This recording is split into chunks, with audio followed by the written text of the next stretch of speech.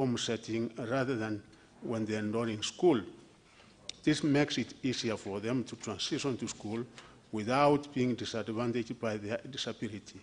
Secondary, home-based education is a running and a teaching approach for runners with severe disabilities who are unable to attend an educational institution because of their disability. The policy requires the means of education to enhance equal access, retention, progression, and the transition of all runners and the trainees with disabilities at all levels of education and training. In terms of the implementation strategy, the ministry is required to provide teaching and running resources in accessible formats, qualified teaching and support staff for home-based and institution-based runners and trainees with disabilities. The Teacher Service Commission is also required to provide teachers to support the home-based programs. Mr. Speaker, home-based runners with disabilities are still enrolled in specific institutions.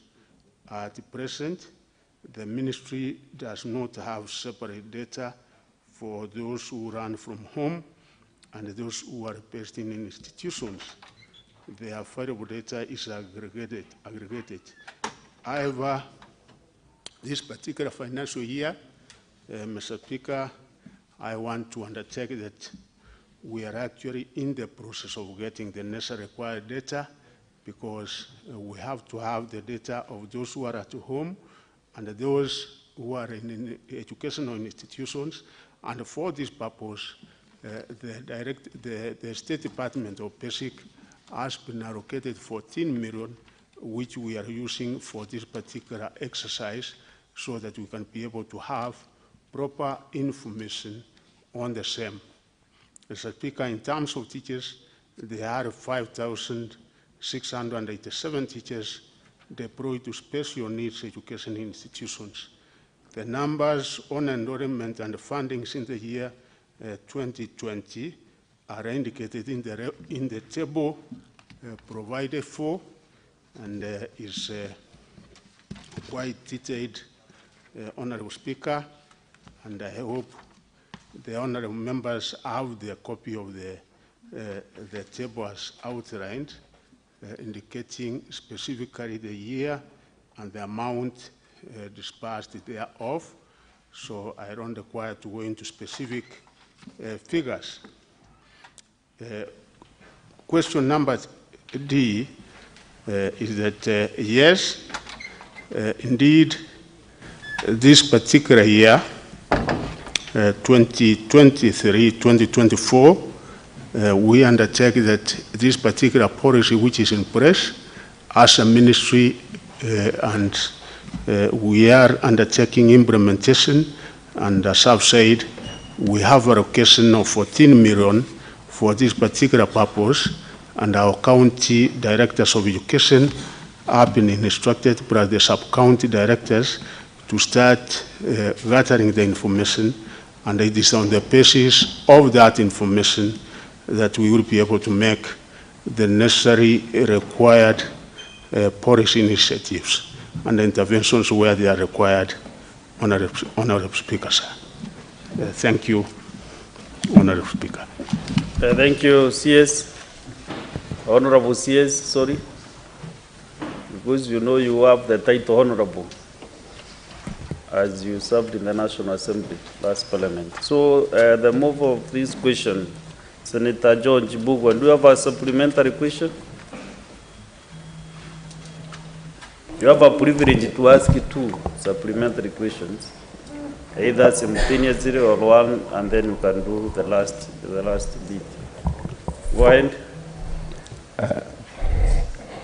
Mr. Speaker, I would give the chance to my colleague Senator, then I will ask later. Senator Mungatana Dansod Buya, Senator for Tana River.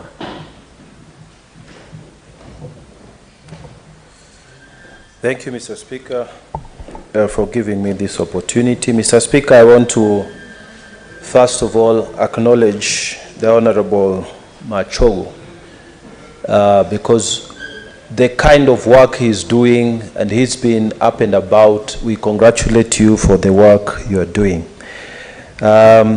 With respect to this question, Mr. Speaker, the Kenya Institute of Special Education, KISE, carried out a survey of students who have learning disabilities.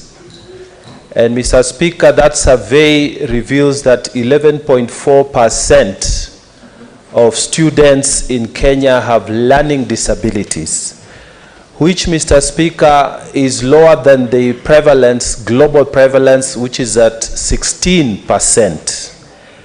Mr. Speaker, the question I wanted to pose to the minister is whether the allocations and the budgetary allocations for special education reflects this reality, Mr. Speaker. Has the minister allocated sufficient funds for special education, especially for those who have very severe difficulties that they cannot access school, so they have to be home-based? Has the minister allocated sufficient funds? Mr. Speaker, I ask this because just last week, we were talking about mental health in this very Senate, Mr. Speaker, and the negligence that the Ministry of Education, Health has shown towards those living with mental disabilities. And Mr. Speaker, a number of hospitals here were mentioned as neglected. Now, we are coming to education. We want to know, has the minister, with these realities of statistics, been able to allocate sufficient funds? And Mr. Speaker, as he explains this, I want him to specifically tell us what the Ministry for Education is doing for those people with disabilities in Tana River County. Mr. Speaker, we have not been feeling them. We have not been seeing them. And there are many students, Mr. Speaker, who are not able to go to school, and life is difficult there, Mr. Speaker. I want to hear what the minister has to say about this. You know you have I thank you, Mr. Speaker. 5 supplementary questions.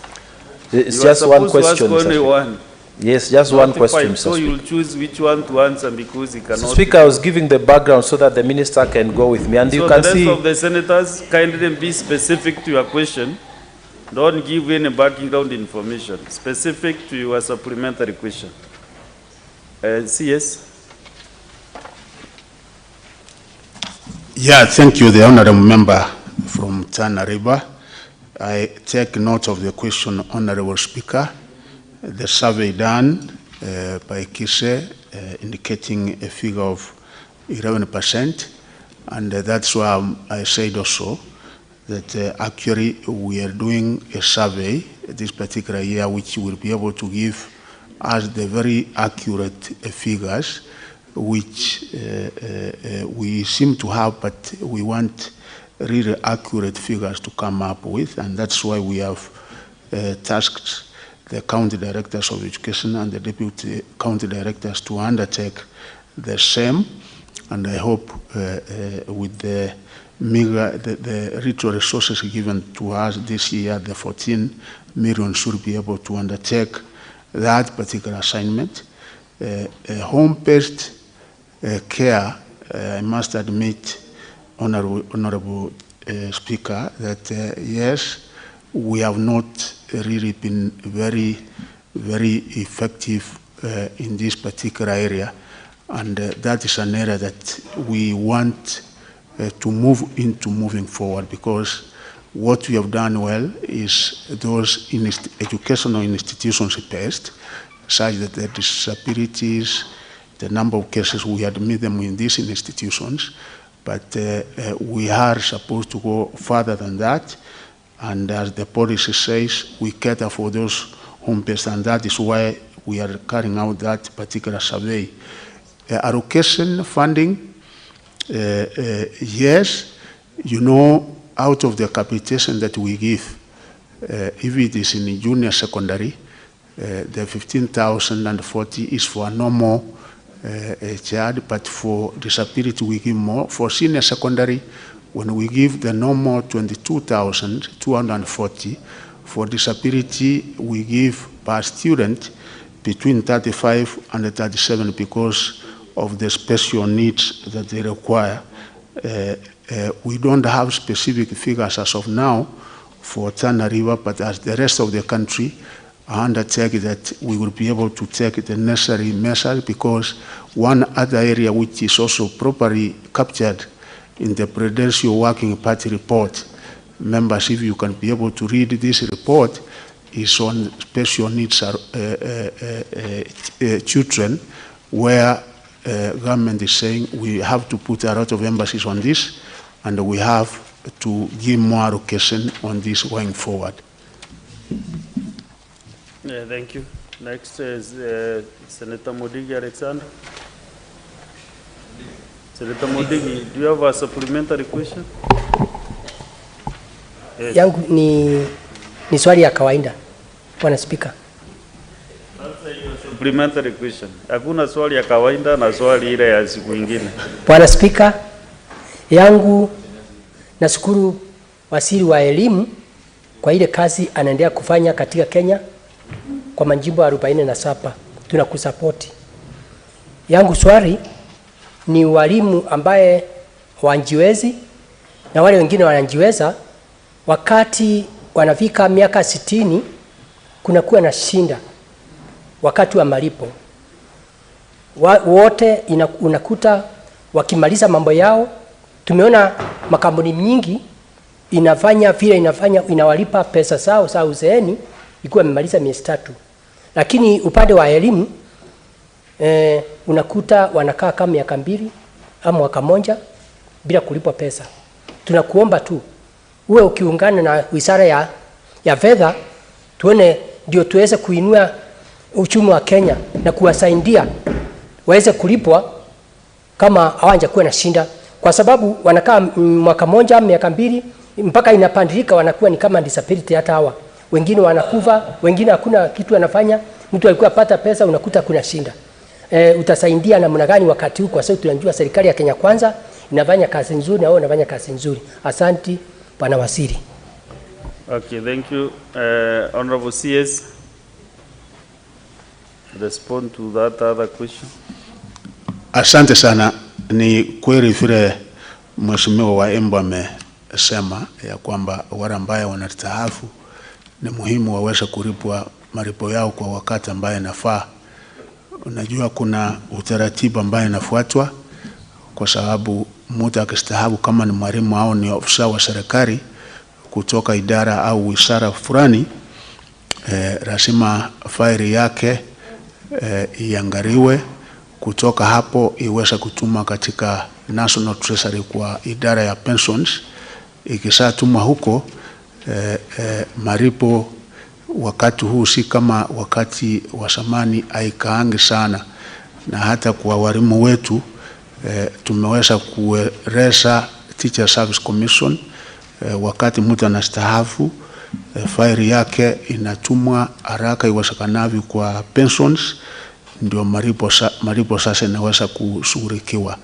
Kwa sababu kusema kweli, kama mtu alikuwa anapata mshahara alafu akae mwaka mmoja miaka 2 bila kupata, hiyo itaweza leta madhara mengine. Lakini ningetaka kuhakikishia mheshimiwa ya kwamba kama iko kesi yoyote ambaye pengine mmeweza kukaa mwaka, kwa sababu tunasisitiza kwamba pengine ikienda miezi 4 miezi 5 mtu ameweza kulipwa, alafu kutoka hapa na weko kwa orodha, anapokea ile ya kila mwezi. Lakini kama iko kesi kama hiyo, tafadhali unafikisha kwangu, alafu kutoka hapa tutaweza kuishughulikia kikamilifu. Asante. Asante sana waziri kwa hilo jibu. Next is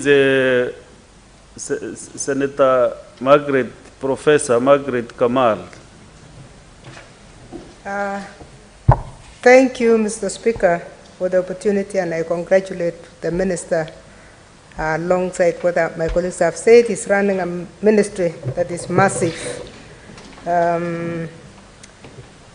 ably. I just wanted to ask the Minister, what informed the change to return the chairing of the education board to the county commissioners. We know currently it was chaired by an eminent educationist from the county, which meant that they were able to, the education committee is independent of everything else and they concentrate on education.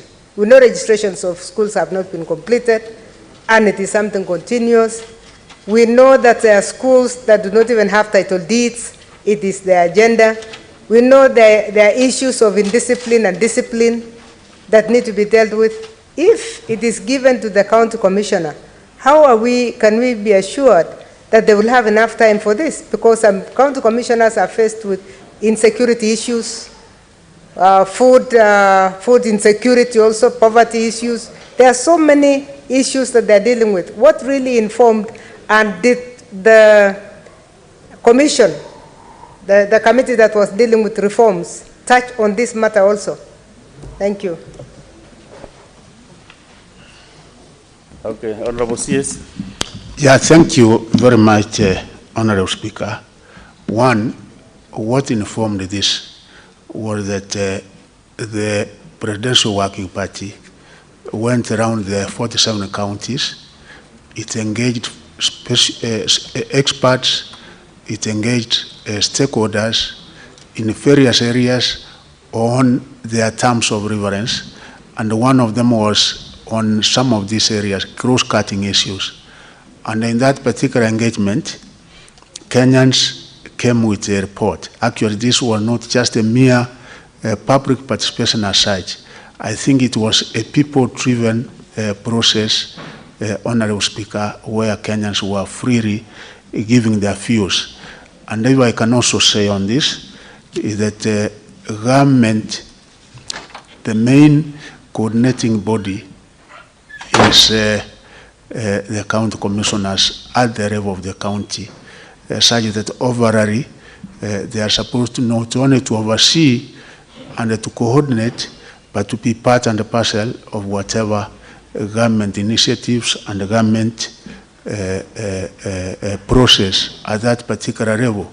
Indeed, I was such when I served as district commissioner. We had what we used to call district education boards, and during that particular time when we had district education boards, the district commissioner was then the chairman of the district education board. The experience we have had for the last few years, I think, has pointed out to quite a number of problems that we encounter in our school management when you just have the county commissioner as a member of such a key committee, because, you know, we are saying of human capital, developing it at that very young stage.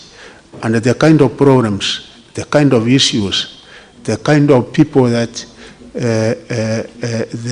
the education board is supposed to deal with, because the education board is also supposed to relate with the county director of education, is supposed to relate with the county education officer from Teacher Service Commission.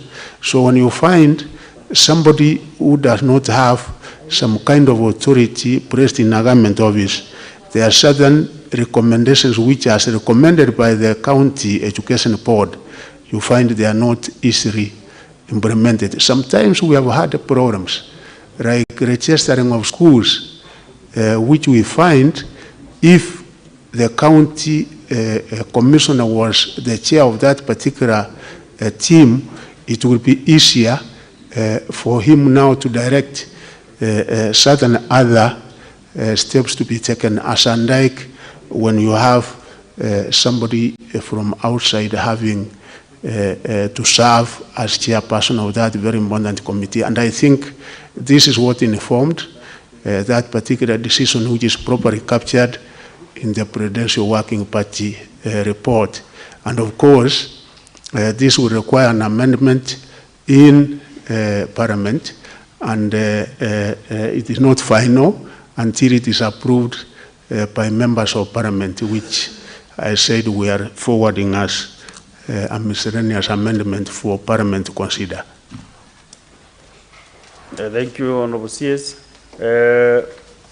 As I give you some guidance when we were starting, I can see quite a number of members want to ask their supplementary questions now on this question. Because we have several questions on the same ministry, I'll be giving you, you can still ask about the disability later on, but to manage time, I would be distributing members on different questions so that we can really make progress. We might stuck here for more than 2 hours on the first question. So I want to now request Senator Bugwa. Can you now ask your supplementary question? Thank you, Mr. Speaker. Bwana CS, currently the special need education top-up is given to learners with disability who are enrolled in special schools. The ones who are in regular schools are not benefiting from this top-up. Yet the Ministry Sector Policy 2018 is to try as much as possible to enroll them in the regular schools. Why is this discrimination happening, and what are you doing to address it? Thank you. CS, Honorable. Yeah, thank you, Honorable Speaker. As the Honorable Member says, it is true that the top-up is actually given to those schools which are specifically for that category, and those in the regular schools have not been benefiting. And we say, depending on the nature of disability, of course, we also want to integrate these children as much as possible along with the others. We are capturing this information, as I said, and based on the information that we will be able to get in this, it will inform our decisions going forward, such that we are able to know the number of those with disability in the normal regular schools, such that when we are forwarding capitation, it is done taking that into consideration, because the information sometimes we have in NEMIS does not really tell you specifically that this one is suffering from this kind of disability, and that's why we have found it necessary to undertake the kind of survey that we are undertaking, which will now be able to rectify some of these anomalies. Thank you. Thank you for that comprehensive response. So, Honorable Senators, I request we go to the next question, number 027. And on this question, the member who asked the question is Senator Joyce Korir, and I'm well briefed that she has delegated. There is a responsibility to ask the question to the Senator from Bomet, Senator Wakili Sigei. Senator Wakili Sigei, proceed and ask the question. Thank you very much, Mr. Speaker. Before I ask the question 027 to the CS, I would like to first of all appreciate him for honoring this appearance today. This question was deferred, I think, in the last 2 sessions owing to circumstances which were beyond our control. And secondly, to appreciate him for the work that he's doing in the ministry. And in particular, Mr. Speaker, I would like to appreciate the CS for the support he gave to my school last Friday, where he was the chief guest in a prize giving day. The school is called Tenwek High School. I'm an alumni of that school. And this, Mr. Speaker, yesterday the Honorable Senator for Nyamira asked the committee relevant to what I know the CS will be expected at some point to respond as to the infrastructure allocation to national schools, the policy and the justification across such infrastructure allocation. From my end, I am already a beneficiary of that. Senator Sigei, are you asking a supplementary question? I am not asking. I'm setting the foundation for my question to the Cabinet Secretary. No, and that was my the questions. Mr. Speaker, I will ask the question And then during your supplementary question, you can now be able, I'll give you that opportunity. Thank you, Mr. Speaker. Yeah, the question is in 3 limbs. I'll start with question 27A and thereafter B and C. The question goes to the CS, is expected to respond to why has project WP item number D106 RV/BMT /1502 job number 1011117A for the construction of a library block, hostels, a multipurpose hall and lecture halls at Bomet University stalled in almost 1 year. That is question 1A. Mr. Speaker, question B. What are the measures is he taking, as a CS of the government is taking, to ensure the completion of the said project? And C, could the Cabinet Secretary provide an update on the findings of the task force that was established to address the issue of tarmacking of the grounds adjacent to the library block, the hostel, the multipurpose hall, and lecture halls at the institution? I thank you, Mr. Speaker. Before Honorable CS you respond, I want to confirm that whether through my colleagues who are supporting Azia, whether the response is circulated to other members.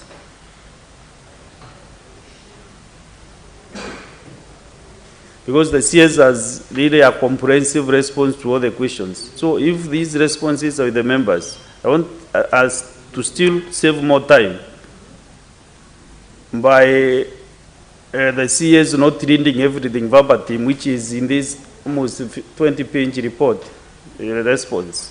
So if the members have these responses, then Honorable CS, I will ask you not to go verbatim on every one and comma and full stop, and just summarize your answers so that we can be able to create more time. So I'm encouraging members to read.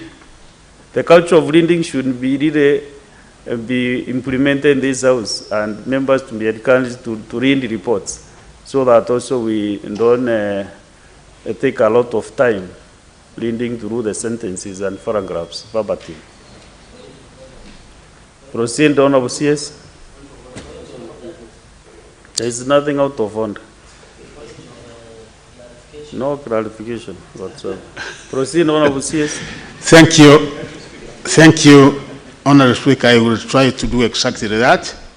One, to say that the Bomet University project consists of the following works: an academic block, tuition block, one multi-purpose hall, one library block, 2 hostel blocks, and the civil works around the buildings.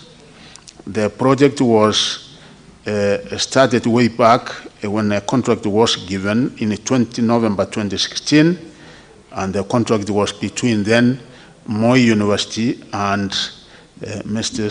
Smith and the World Production Limited, who was identified as the contractor. The contract sum was 1,391,982,486, and the Moi University was listed as the employer because Bomet University was a college of Moi University. Upon the resettlement of Bomet University as a constituent college way back in July 2017, the project was handed over to Bomet University College on 29th March 2018. The initial contract period was supposed to be for 104 weeks, with the completion date set for 17 November 2018.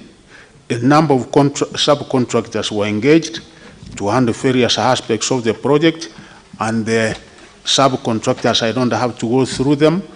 They are almost 10, and all of them are listed in the report, and the works that they are supposed to have undertaken in specific areas. The project has not been completed, and there have been 3 extensions of the contract, Honorable Speaker. The first extended the contract by 52 weeks, which was supposed to end in 2019. The second extension was also done for the project to end in 2020, and the other final extension done on 2nd August. The project was supposed to end on 2nd August 2021. The main contractor, Honorable Speaker, found on the site, plus the subcontractors, in May 2021 without providing adequate reasons. And therefore, he left work undone, and the overall completion of the project is about 52%. The tuition block is at 95% complete. The right-price block is at 70% complete.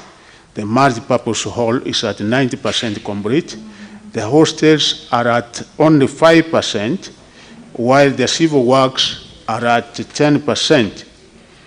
Mr. Speaker, 33 interim payment certificates have been issued, and out of which 32 have so far been honored. The amount certified and so far paid is 772,945,748, while the amount actually paid is 754,450,117, and there's one certificate which was not therefore paid. After the contractor abandoned the site, the project manager issued a default notice to the contractor on the 29th September 2021, and the copy is enclosed therein. And there has been no response from the contractor ever since then. And he has just absented himself from the site. Therefore, that is the way the situation is, and the measures the government is taking to ensure the completion of the project.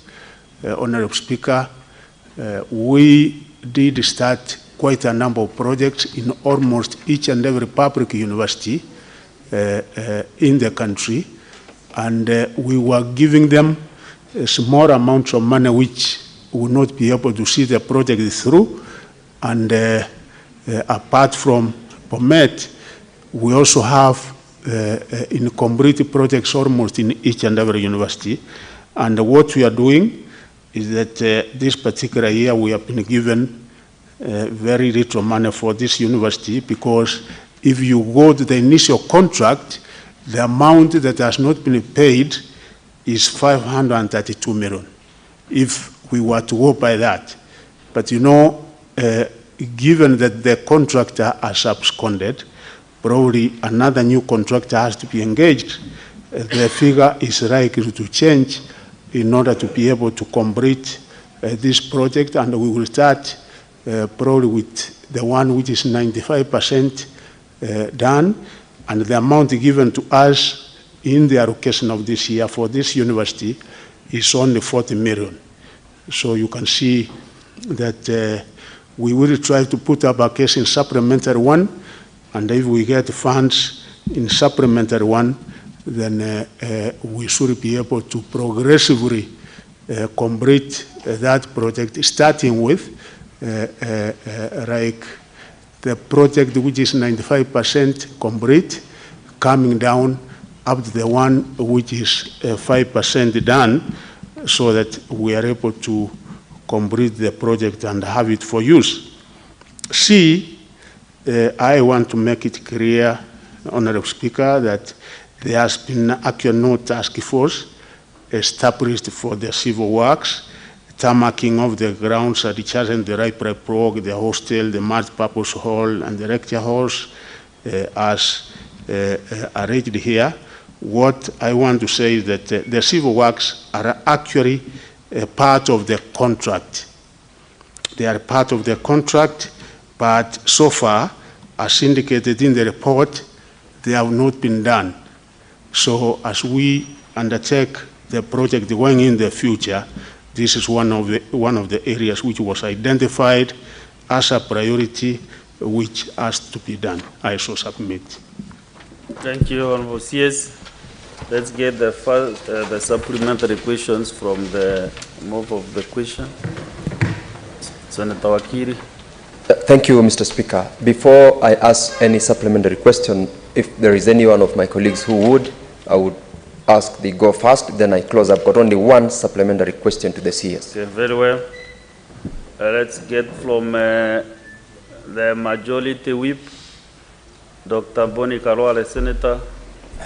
Thank you, Mr. Speaker. I'm taking advantage of your guidance that we can swing back to the original question. Mr. Speaker, allow me to thank the Minister for the administrative restructuring and infrastructure support that you are giving to Kakamega County. We thank you. My question is, some of the children living with disability of the past years have moved on and themselves become qualified teachers. Could you confirm if in the ministry you have an affirmative program during recruitment of teachers so that this kind of qualified teachers who themselves have disabilities get supported for recruitment? And if you have, how many such teachers today do we have in the country? Thank you, Mr. Speaker. Honorable CS. Yeah, thank you very much. I cannot be able to give the numbers here, but given the time, I can be able to give you specific numbers. But as any employment in the public sector, I think we have some kind of affirmative action to those people who are physically challenged with disabilities of one kind or the other. And I'm sure this is one area that Teacher Service Commission should also be doing. So given time, I can be able to give specific numbers of teachers who have been employed.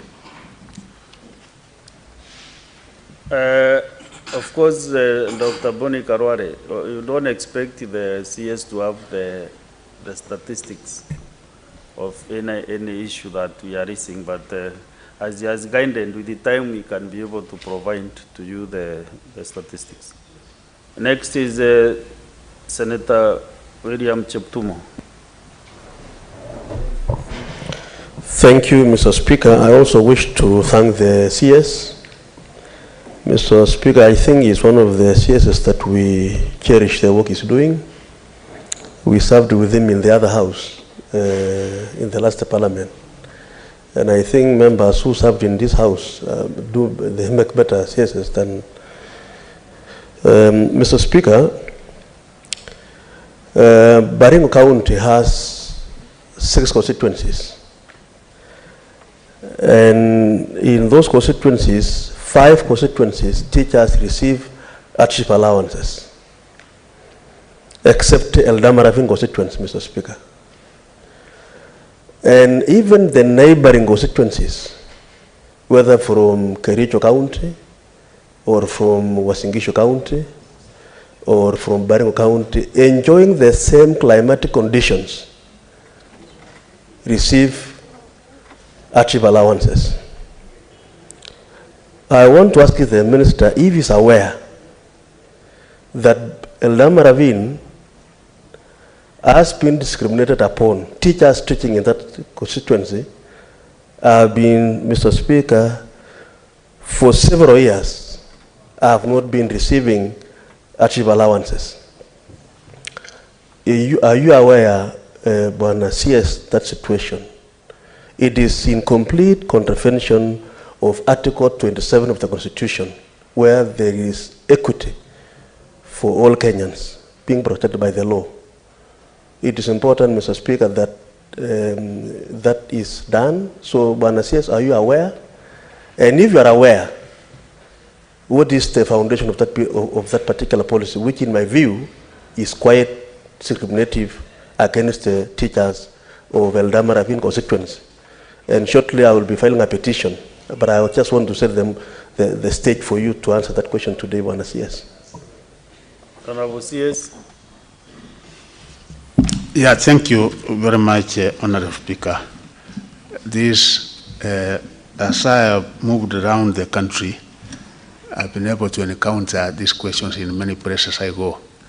There is a place in Ndarawa, which is neighboring Laikipia. The last time I was there, last month, the teachers, same climatic conditions, same kind of hardship.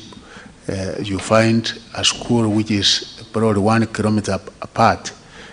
These ones are getting, and these others are not getting, making it necessary for people to apply for transfer in order to get that additional income. Now, the criteria for classifying an area as a hardship, I think, is clearly given out and clearly understood. Honorable Speaker, I think some years ago, there were certain other factors which must have been considered, apart from the really factors which are supposed to make it necessary for an area to qualify as either being a hardship or not a hardship. Because again, if we classify every area in this country as a hardship, then you know even the amount of money you are giving us in the education sector, if it goes beyond 30% of the total budget, and there are other sectors of the economy, then really I don't know whether we can be able to manage that.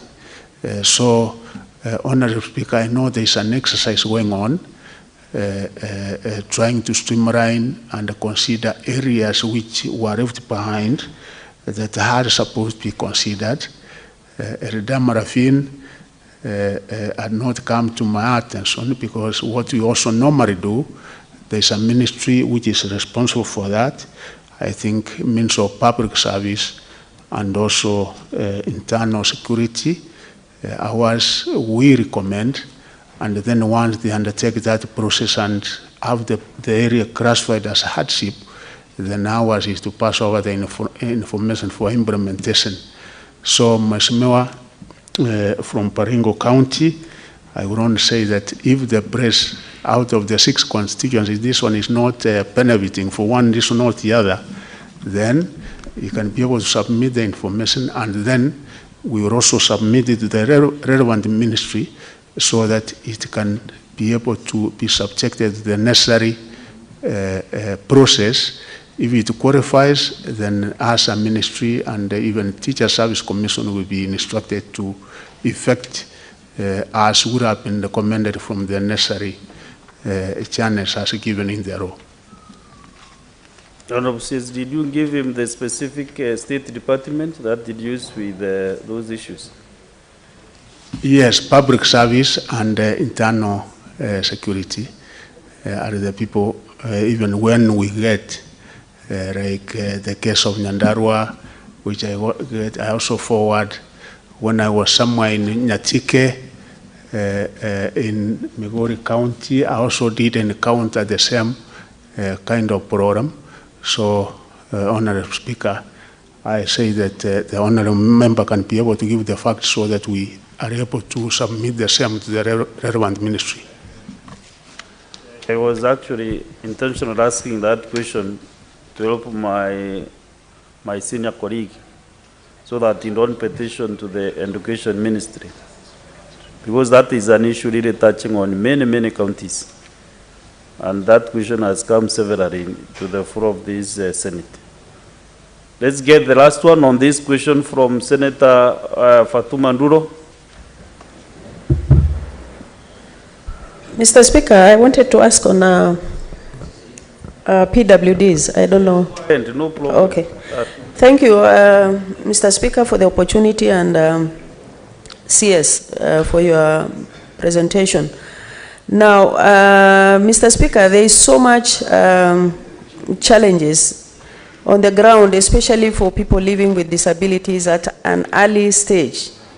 At the ECD level, we don't have a structured way of dealing with PWD students.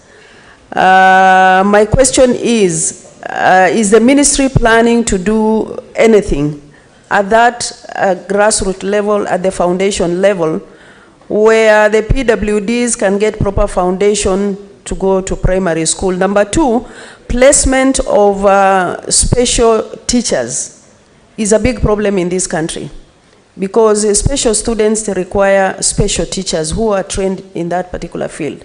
There is a problem in placement of the teachers, and number two, promotion of the same teachers. Does TSC and the ministry have separate plan from the normal students for PWDs? I thank you, Mr. Speaker. Honorable CS.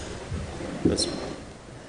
Yeah, thank you very much, Honorable Speaker. As members are aware, ECD is the responsibility and the reserve of the county governments, but we work very closely in collaboration.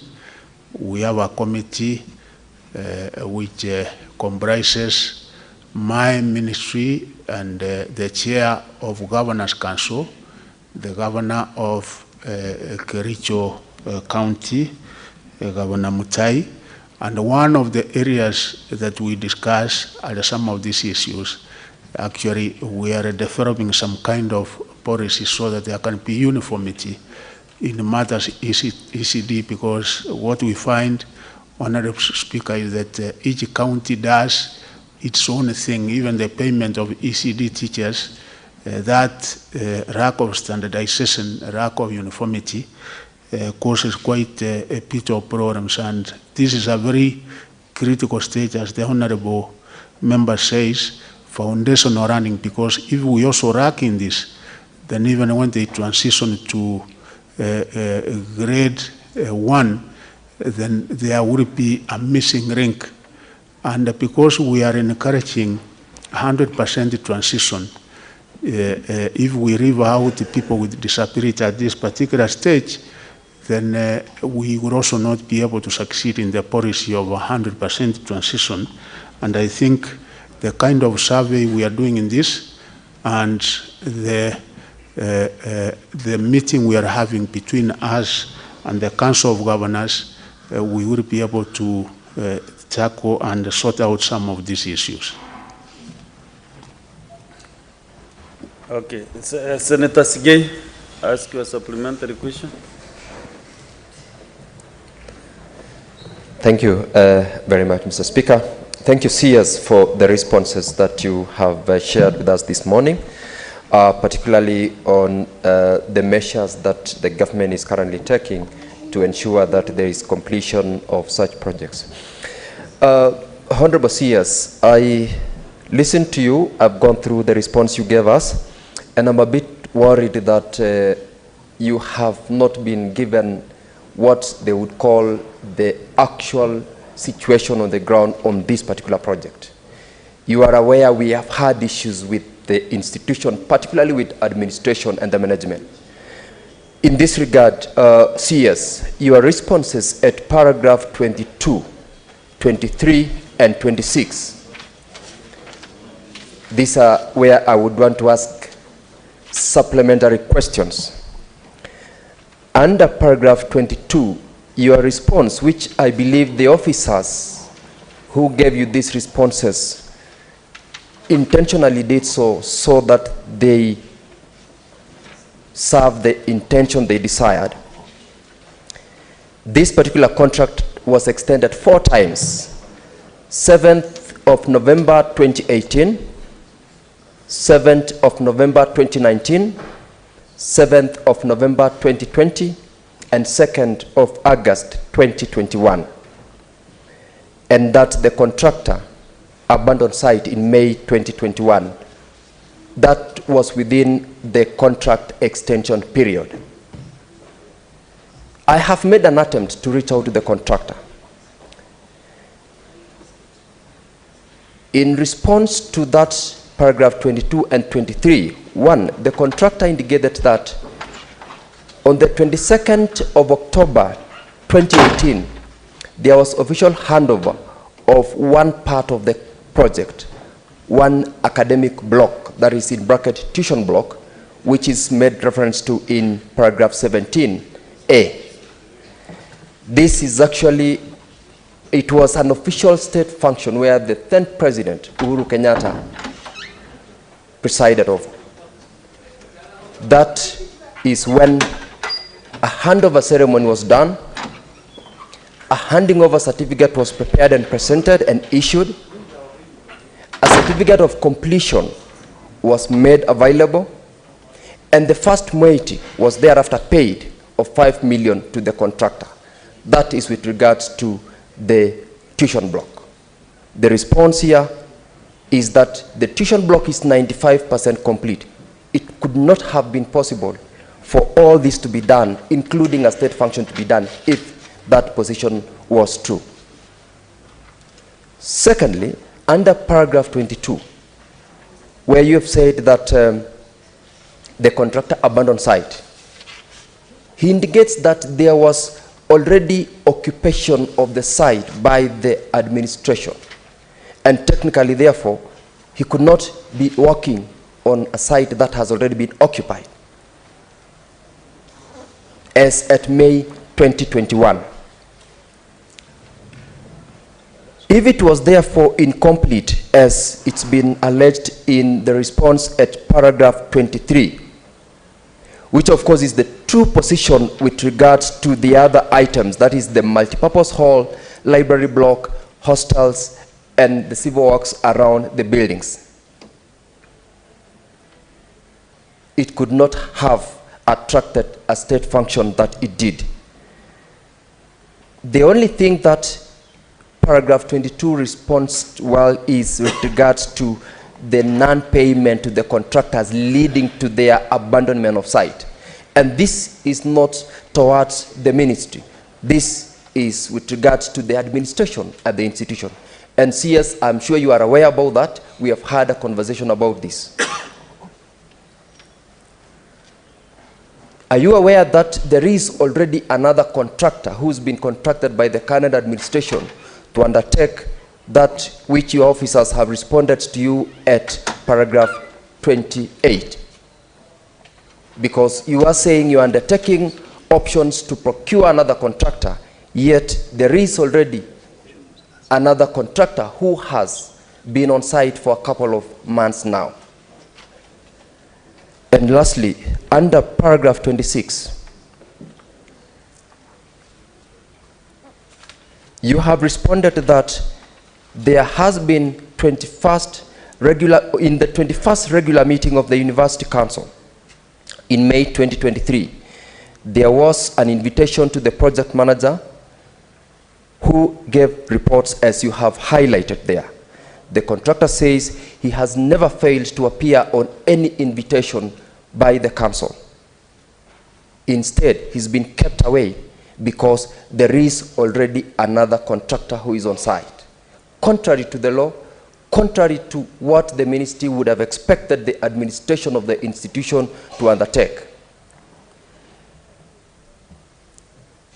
What would be your responses, Honorable CS, to those particular concerns? And in particular with regards to the element of interference with the contractor, occupation, and the official handover of the tuition block where the president then indeed presided over the event. Senator Sige, you know you are prosecuting the way you do best in the courts of law. This is the Senate, not the court of law, you know. The way you are, no, you are okay. I was just, this is just by the way that you are really practicing the court procedures. So several issues have been raised, but maybe Waziri respond to his supplementary question. Yeah, thank you. Thank you, Honorable Speaker, and the Honorable Member from Pomet. One, in case there was a state function, which I don't deny, completion of a project entails many things, Honorable Speaker, because it might be that including furniture and other things which were supposed to be done in that particular tuition block might and was not done when that particular visual opening of the building was done. So we cannot be able to give it 100%, and that is why actually we gave it 95%, because sometimes, Honorable Speaker, probably the head of state might have been in that particular area, and they might have said which particular project do we open at this particular time, which is nearing completion. And Bomet University must have been such one project which was formally and officially opened, but there are certain other things which I said 5%, which had not been done. This report, Honorable Speaker, was done in June to Parliament when I was supposed to appear here. If there is anything that has happened within the university, and it will be regular, really, for them to engage another procurement process, another contractor, without such information also coming to the ministry, because it is us, the ministry, which is giving the money. And we have said we require things to be done in a proper manner, meaning that we don't want to give a contract unless and until we are sure that we have adequate funds to undertake the same. So what the honorable member said, I will have to check with Bomet University to make sure if indeed there is any such contract which has been issued, and what nature of contract, does it involve the components that were supposed to be done under the original contract. I have not done what he has done, engaging the contractor, because there are official channels of engagement such that the project manager must be able to put it in writing to the contractor in order for the contractor to appear or not. Informally, as PS, I cannot really call the contractor direct. So the information I got from the project manager was confirming that yes, they have tried, and the contractor, for one reason or another, has not been able to appear, and hence the decision taken the way they have taken it. I don't deny, because as I said, there are 3 extensions which have been done. In case there is a 4th one that was done, it was not brought to my notice, but overall, I think it captures the spirit and the answer that there have been extensions of the contractor, but again, due to one reason or another, completion has not been able to be done. And actually, what we are also doing in the process is that, yes, the 754 million which has been paid, vis-a-vis comparing the amount of work which has been done, because the amount which was remaining was about 532 million. Is it that the government gave more than what it should have given? Is it that the government gave less than what it should have given?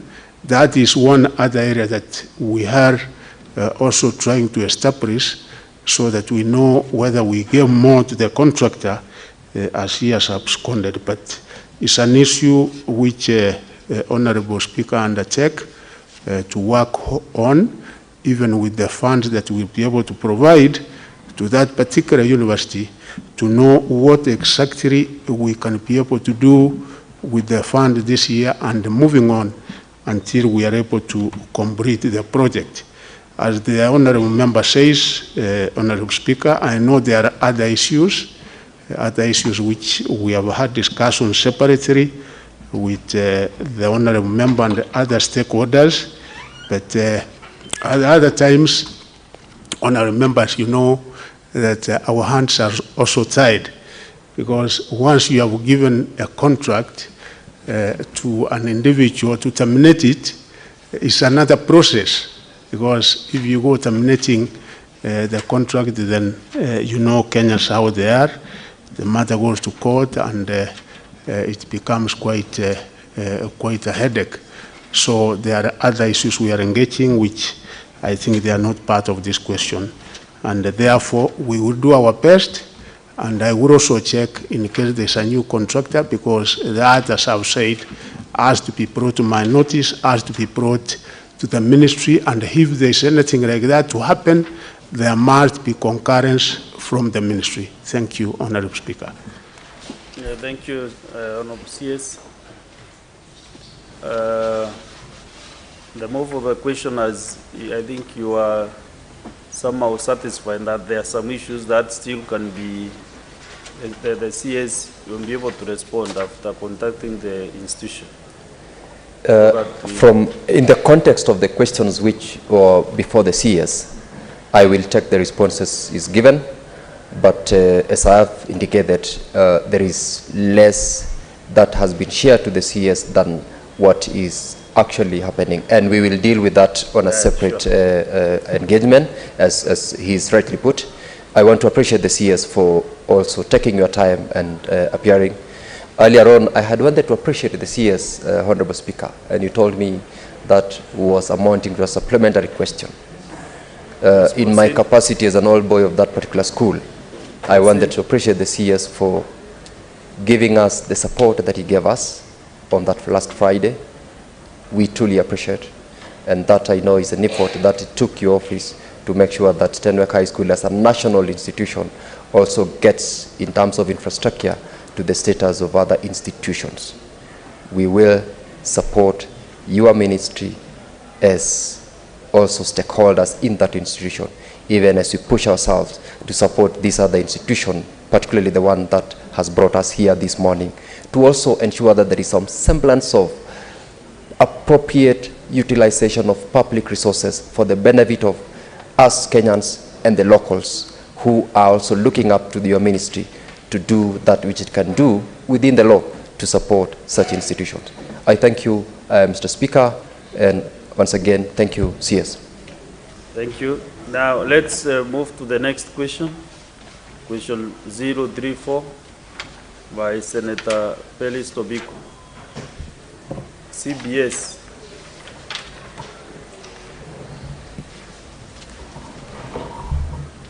Thank you, Speaker. Mr. Speaker, I thank you.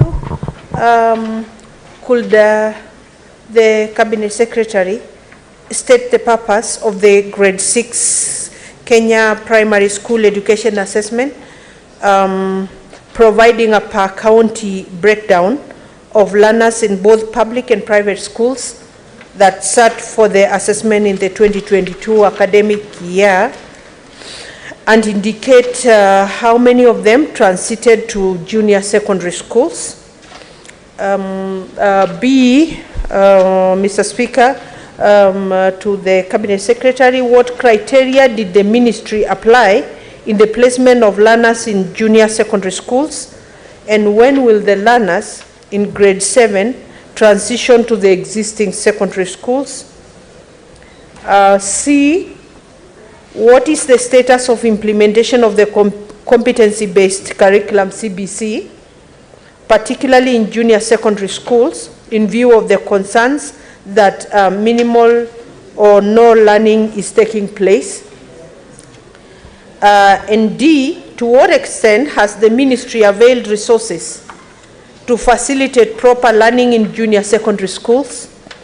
And could the Cabinet Secretary provide per county details of the implementation of CBC, including capitation for learners in the schools, distribution of learning materials, teacher to learner ratio, as well as infrastructure put up so far?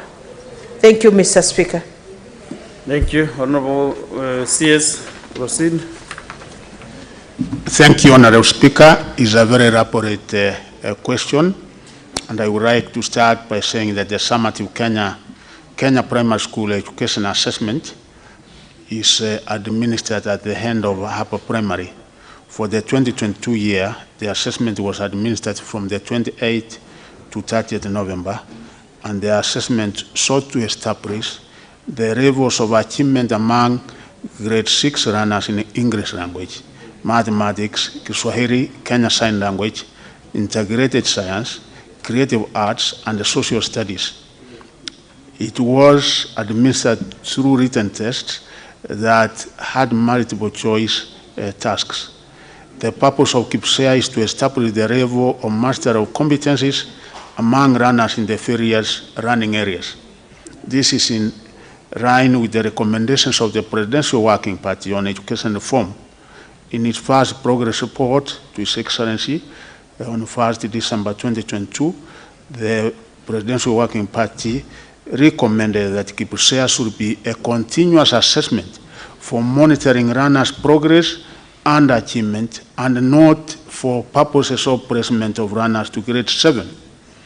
Indeed, we have been able to give, as indicated in the report, the specific objectives of KIPSEA, which is listed from A, B, C, D, E, F, up to H, and I don't require to go into each and every specific areas listed as what the purpose of this is, Honorable Speaker.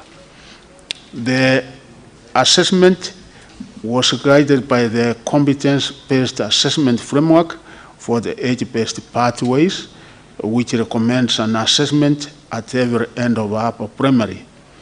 It is important to note that the summative assessment was preceded by a school-based assessment which started at grade 4. The school-based assessment comprises classroom assessments conducted by teachers. The teachers are guided in the curriculum designs on the activities to carry out to assess runner progress and to develop appropriate remedial action. Mr. Speaker, sir, this was reinforced by the class assessment by providing Kenya National Examination Council provides standardized tools for this assessment at grade 4, 5, and 6 in all running areas offered in upper primary.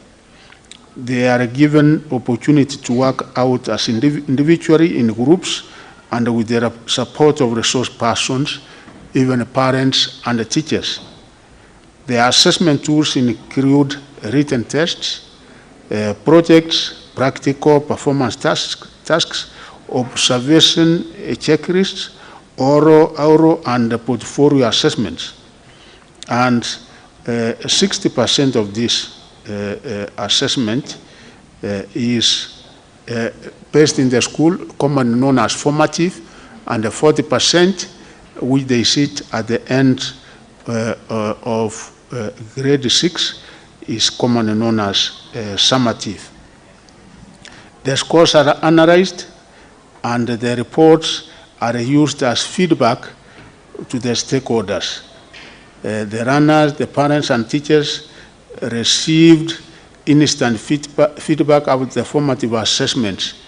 For the summative KIPSEA assessment, schools who have been provided with specific reports that highlighted the performance of candidates in each running area and the gaps and the suggestive remedies were also given in those particular reports, and have given the breakdown of the numbers as indicated in that table of all the candidates and a total of 1,194,600 out of the 1,212,000 runners have enrolled in a junior secondary school, translating to a transition rate of 98.54%. It is also shown in the annex, and I've shown the numbers for each and every county as they transitioned to junior secondary. The second part of the question, Honorable Speaker, is that domiciling of junior secondary school in primary schools was also done following the recommendation of the Presidential Working Party, and of course, having received information as to what was required to be done from the counties and the Kenyans at large, because Kenyans were given the opportunity to discuss on this and recommend. So junior secondary school, as we talk, is currently domiciled in the existing primary schools. And all of them, I think, are shown, they are in the given schools. In a few of the above, all grade 6 runners transitioned to the existing primary schools, and we have almost 100% transition in this. The current grade 7 will transition to senior secondary, as you are aware, in the year 2026, and they will also transition to universities in 2029. Part C of the question, that is minimal running taking place in our junior secondary schools, I have this to say. The ministry has been implementing this since 2017, when the government decided that we have to change our education system to align it with what is happening regionally and globally, and also to be able to make it competitive and to equip our young people with the necessary skills and competencies. And ever since then, the first cohort, of course, is the one in junior secondary schools now, and the efficacy of CPC indeed has been subjected to extensive stakeholder consultation and public participation by the Presidential Working Party. And the figures, if you look at the report on the Working Party, Honorable Speaker, 51.2% of the stakeholders engaged said we retain the CPC structure with a review, which of course partly we have done, while 9.6 proposed its retention also. 21 argued that it should be discontinued. 12% submitted that we should be able to reverse to 84.4, but many of those interviewed acknowledged that CPC indeed gives the runners more confidence, they become more accurate, and have demonstrated emerging competencies at an earlier age compared to 844, and I'm sure members who have these children, you might have those in 844 and you might have those in CPC. You can be able to make a comparison. I personally engage them at the CS education, and I'm able to see indeed there are differences, and CPC comparatively is much better. I also wish to confirm that the government has taken many measures, because we have been given capitation for junior secondary, the tune of 15,040 per student, per child, and we have dispersed these funds to the respective schools. Part D is that we have been provided with resources, as I've said, and out of the 15 per annum, it is categorized and split out as this. 1,200 is for textbooks, which we have given to each and every school in the country. I'm happy to report, Honorable Speaker, that there is no school that has not received the necessary textbooks for grade 7. 450 is for preparatory materials. 1,000 is for materials for practical. 2,550 is for stationery, and the amount that we have dispersed so far is 50% of this, which is 9,500,000,000 million 894,355, and we have given the amounts given to each and every county as given in the breakdown which is in the table. We have also spent on course books 3,164,364,856 for junior secondary run, and we have also given a breakdown on how that money has been spent in each and every part of this country, in each and every county.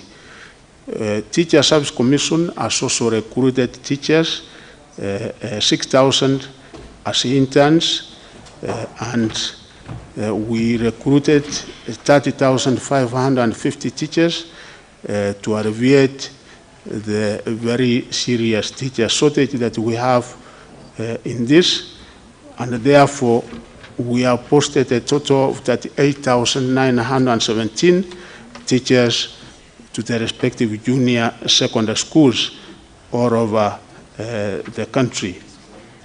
We have therefore can comfortably say that as much as we have few challenges, even in infrastructure, Honorable Speaker, we are in the process of trying to get funds to construct integrated resource centers and sanitation facilities, and the amount we are looking at is 3.36 billion. We have already had an engagement with the World Bank, and we hope that we should be able to access these funds, which will then enable us to build and construct a total of 1,867 integrated running resource centers. And also our members of parliament through CDF, we are engaging so that they can also be able to assist from the infrastructural part of the funds that they get in CDF, so that we are able to construct particularly repositories which we are calling integrated resource centers. So I must say that there is proper running going on within our CPC, each and every level from grade 1 to grade 7 where we are, and progressively we are also trying to mitigate on the few challenges that we have, particularly on infrastructural development as required by CPC. I so submit. Thank you, Honorable CS. That's very comprehensive indeed. Senator Tobiko Pelis, do you have any supplementary question? Mr. Speaker, I thank the Minister for the response, but I don't wish to lock out fellow senators who may want to ask supplementary questions on the same. Then, Mr. Speaker, I will do the last. Oh, the last, okay.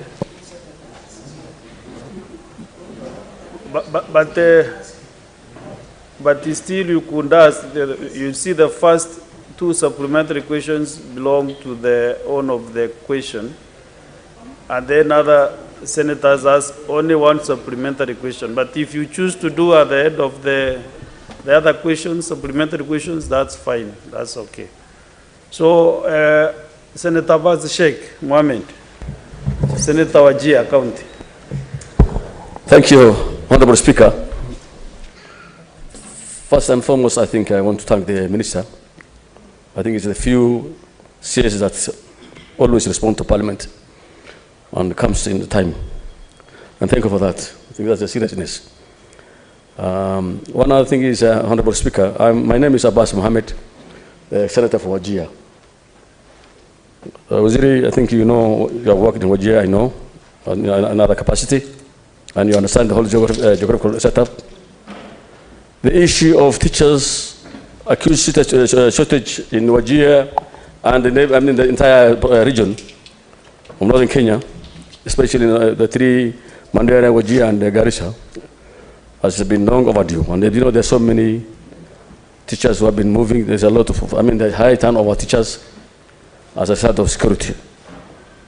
TSC has used the region as a recruitment centers, but of course, understanding that the situation of the security is still there, but they still recruit, and maybe after 1 year, the teachers are moving out. The security is not actually in the entire region. The security part, and the security part is along the borders.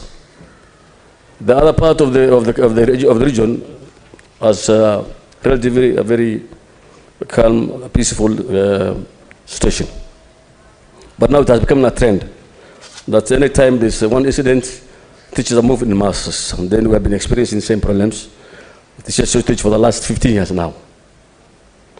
And I want to thank you for removing the cluster issues in the teachers training colleges, because that has been also an impediment to training of teachers in that region. What plan do you have to at least solve the problem of teachers? Because the insecurity is only one part or one region, along the border. Teachers can be moved to other part of the counties and the other part of the region, instead of removing them from the other region. So what are your plans for at least so that we don't continue suffering? Okay, Honorable CS.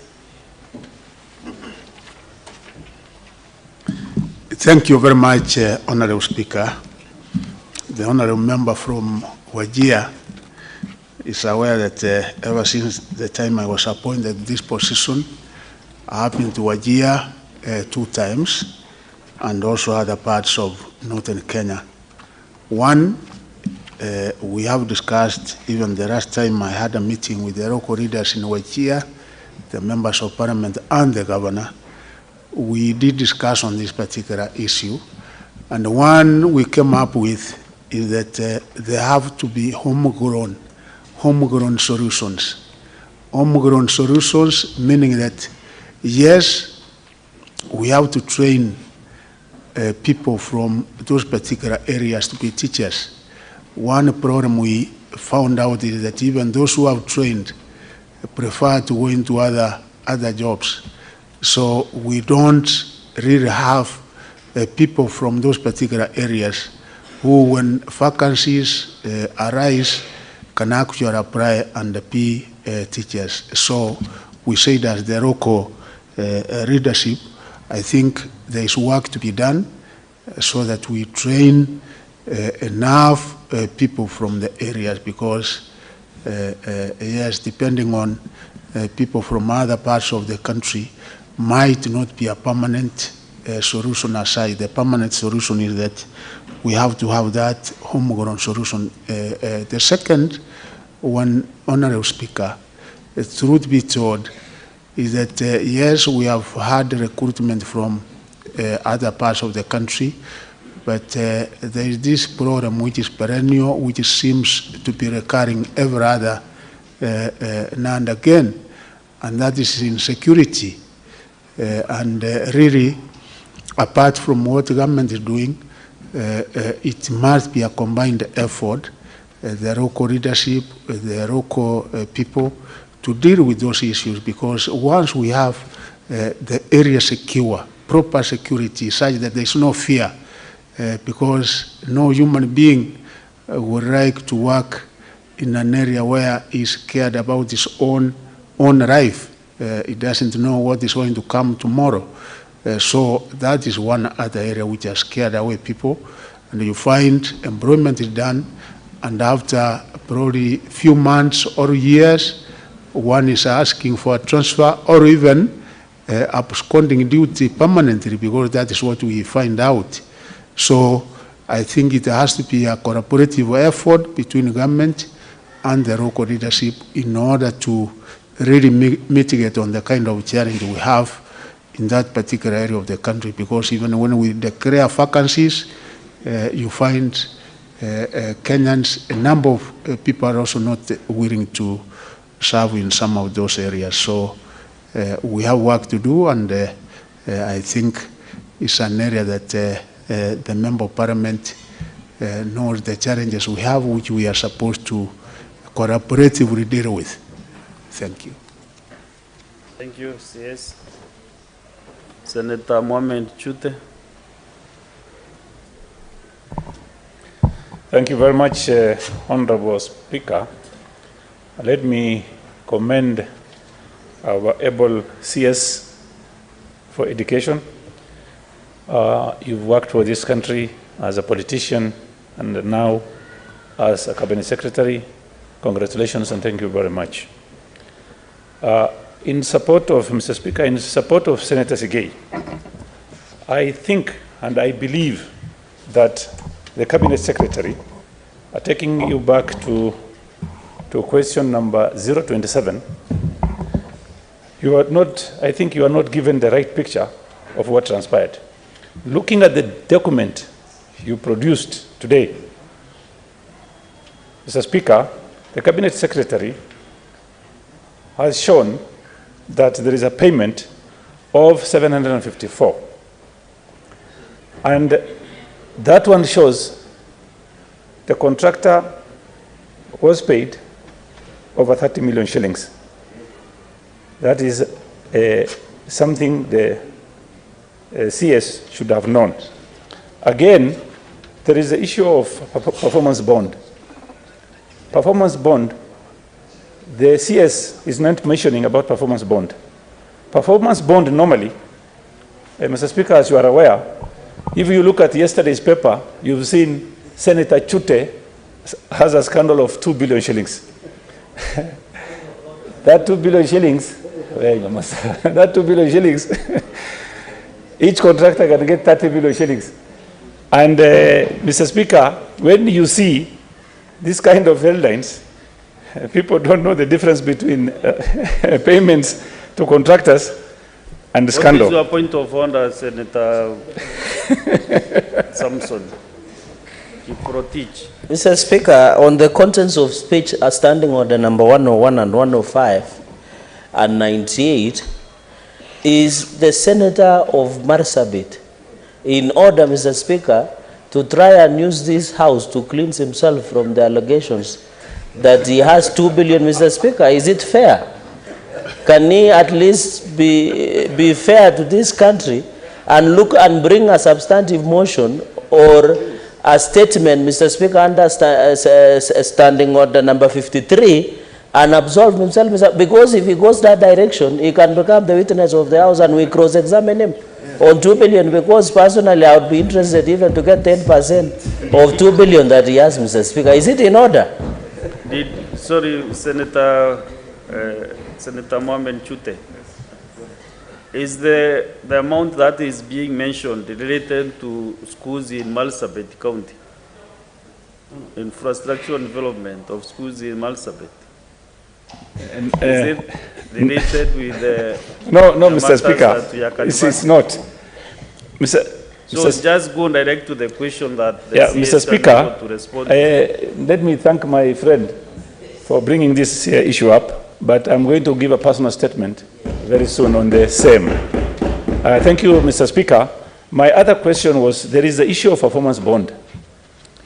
The able CS would have told us how much they recovered by recalling the performance bond. And if he cannot give the answer now, can he get some time and give us that answer, if possible, in the next 1 week? Thank you very much. No, you have no powers to direct the CS. Thank you. You are not the chair of Ruto. Why are you taking powers that does not belong to you? Okay, Waziri. Yeah, thank you, Honorable Speaker, and the Honorable Member from Marsabit. We have had 2 functions in Marsabit, one in Moyare and another one in Marsabit. And there were quite a number of challenges that we were also able to witness in Marsabit, which I think he will also be able to focus himself on, like the only A that we had in Marsabit was a student who went to Maseno school, and you know the recommendations which we had when we were in Moyare and also the recommendations which we had when we were in a committee in Marsabit. This performance bond is of course a necessity in a project of this magnitude. I did not check the figures on this particular project, and Honorable Speaker, is something that I can also be able to work on and get the figures and be able to avail the figures to the Senate in the next meeting. Thank you, CS. Let me now get the supplementary question from Senator Tobiko. Honorable Senators, the next question you still have an opportunity to ask your questions.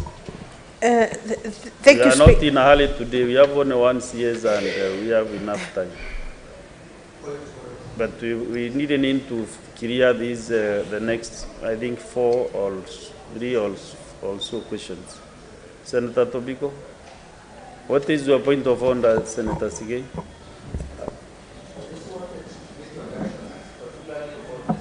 Just made.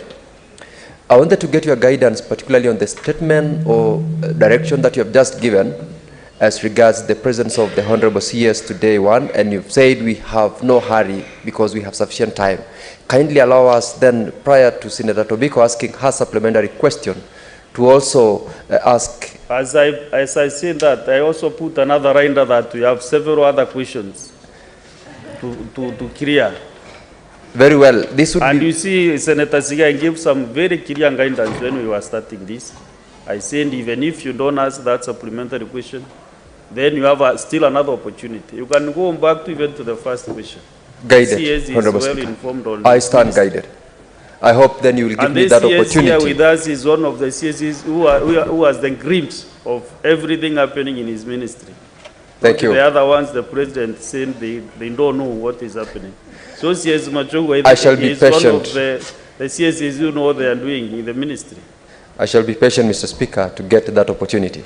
Yeah, I want to declare my interest that you worked very closely at the National Assembly, and I know his competence. Therefore, all questions will be handled perfectly.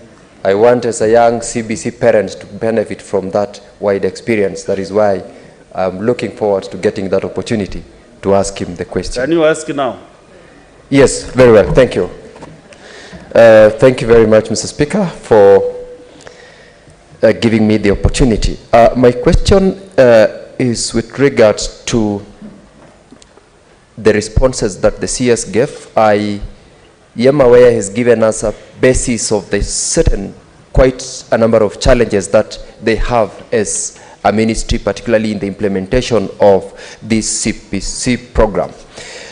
He's given us also the positions that the government has taken, and I must appreciate and applaud the Kenya Kwanza government, and in particular your ministry, for the opportunities that's given to Kenyans. You've given us the numbers, which I know they are more, at 38,917 teachers who've been employed and deployed to various institutions under the JSS program.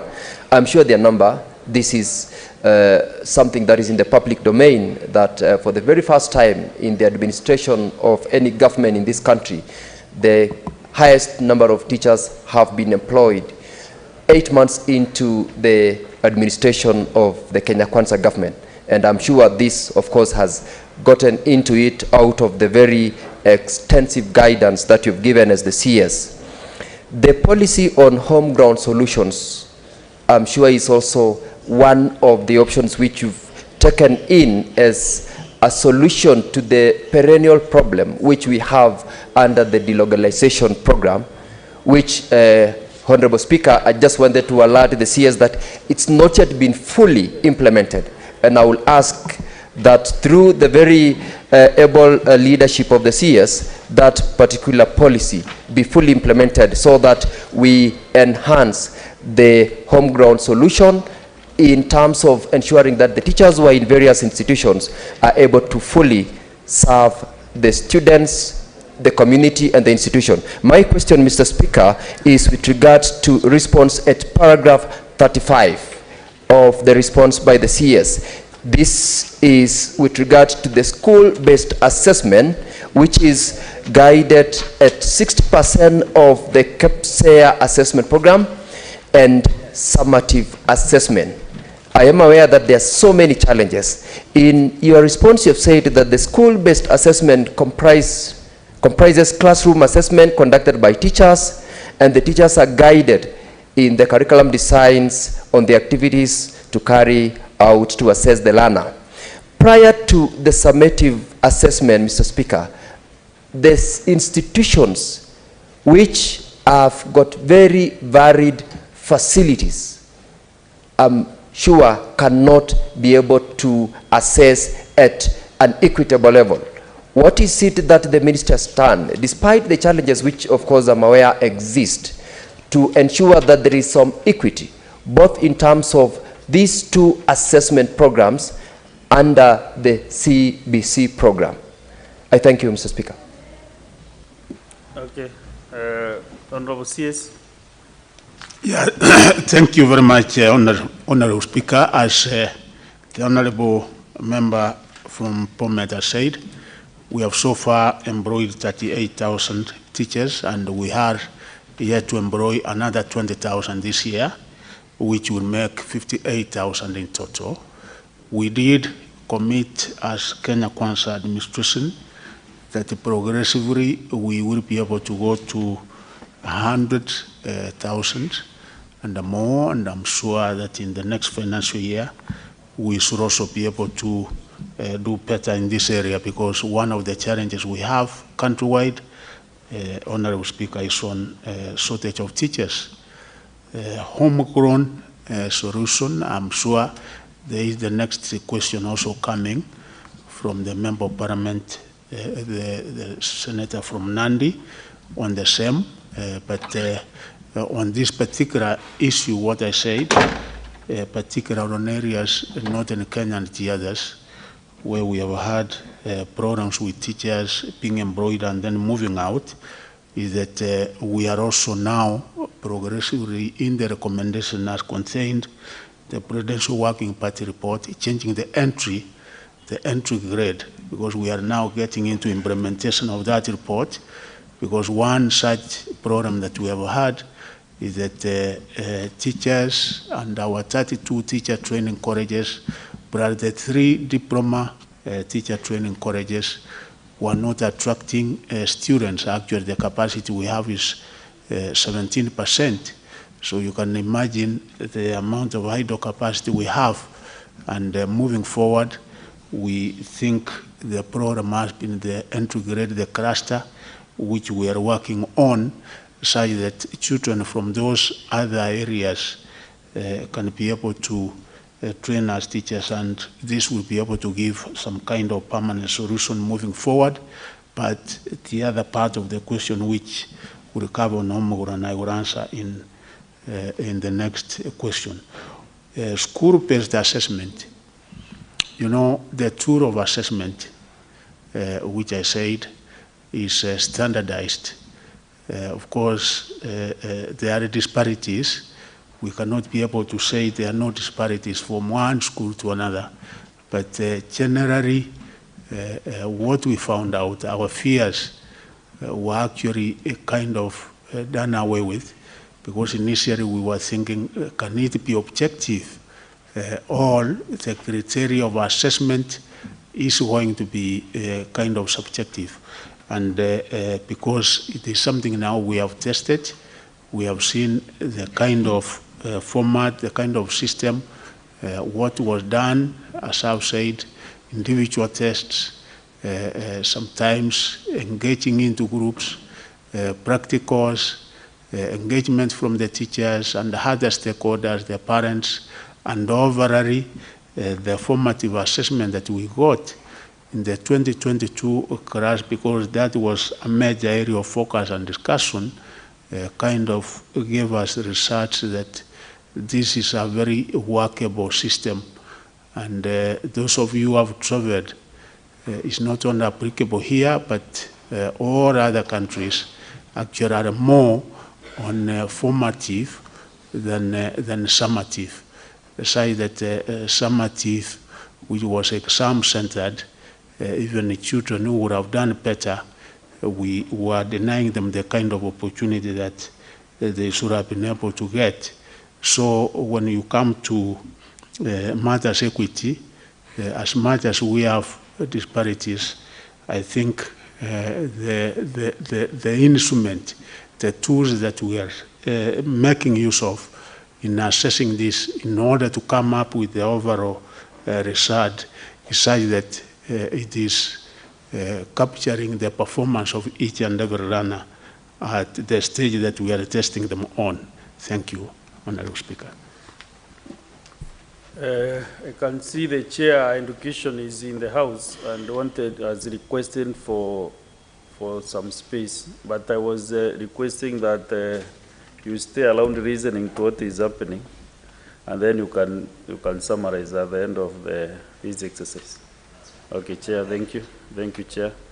Let us have Senator Mofaya, and then Senator Tobiko will ask a question. Thank you, Speaker. Waziri Machogu, the country is happy because I think you have installed sanity to the education system in this country.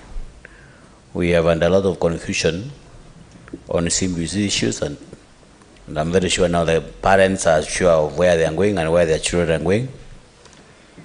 I happen to be the senator of Tharaka County, and I'm about to ask you a question that I'm very sure is on your desk on a number of schools, primary schools, which were burnt and demolished in 1996 in a location called in Toroni. Toroni is in Tharaka North. I think your officers can put those names down. There is a school called Machabeni Primary School, Karimba Primary School, Kiumbe Primary School, Mpunguru Primary School, and the Kanjoro Primary School. Honorable Speaker, these schools were burnt down, and up to now, we have not seen any response or any activity around making sure that those schools are back. What number of children were discontinued from going to school? And I'm happy, Honorable Waziri, because I can see your sister ministry, the Ministry of Interior. You are doing quite a good job in those Badex 8 areas where you are putting up schools. And maybe it's my request through this Honorable House that the same would be demonstrated in those schools up there. On a rejoinder to that question, Honorable Speaker. You have only one supplementary question. No, it's just a subsidiary of that one, sir. With your, it's a subsidiary of that question, Honorable Speaker. Please. You know, I have very many problems in Tharaka Nithi because, Honorable Speaker, as we are aware, we have a Mangombe sub-county, which is a subsidiary of Chuka Mangombe constituency. It's climatically disadvantaged. It's borders Tharaka South, the Tharaka constituency, which is equally disadvantaged but enjoys hardship allowance. Mangombe for decades has been neglected. So teachers are running away from that sub-county because they're not enjoying what the other counterparts are doing in the constituency. What could your ministry be doing to make sure that we equalize these two stations? So those are the two questions, Honorable Speaker, that those schools that were banned should be restored. There are two questions. Thank you, Honorable Speaker, for thank you, Honorable Speaker, for allowing me to give those two subsidiary questions. Thank you, Honorable CS. Yeah, thank you. I think those of us who are a little bit old in this country, like myself, know the history of Tharaka a little bit. That I think it was around 1997 or thereabout, when there were ethnic crashes in the area due to land issues. A commission of inquiry was set up, and certain recommendations made from that particular commission of inquiry. I have not had the opportunity of really looking at it, and I have not had the opportunity, Honorable Speaker, to know whether the underlying RAND issues were resolved, because it is out of those RAND issues that the schools in the affected areas were burned down. So I believe the Honorable Senator can be able to have an opportunity so that he comes over, we engage on those particular issues, and indeed, if the issues have been resolved, why not we will be able to repute the schools the same way we have done in Turukana. The schools, the 15 schools which were burned down, we gave 100 million, and I think with the assistance of the military, we are reputing those schools. In North Rift, same case, the schools which were burned down, we have also given 100 million, and we are reputing those schools. So this particular case from Tharaka, I would encourage that the member of parliament, the honorable member will come, so that we specifically look into those issues, and if the issues are no more, then we will now be able to focus on reputing those particular schools. I think concerning the other one, about the hardship, we did say earlier, where there are those cases, we can be able to come up with them, and the member can be able to come so that we address the issue to the relevant ministry. Thank you, and I so submit, Honorable Speaker.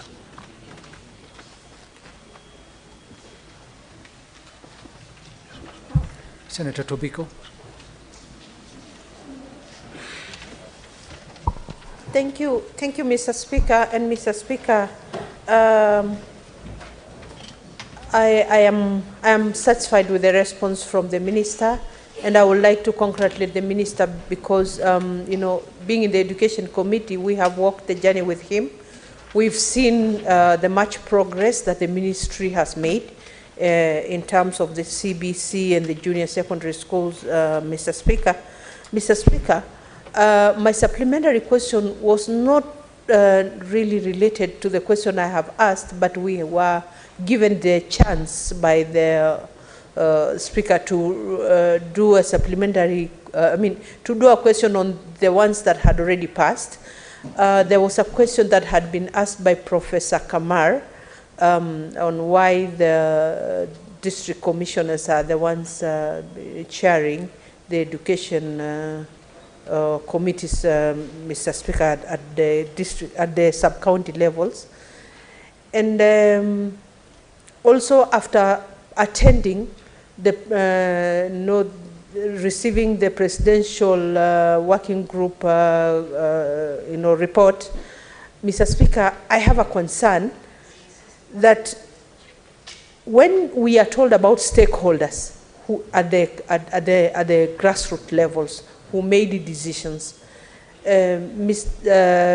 Cabinet Secretary, don't you think it will also, augur well with this House and even the National Assembly that the Senate and the Senate from those the senators from those counties and the members of Parliament from those counties are involved whenever you have stakeholder meetings, because we will then be moving at the same level.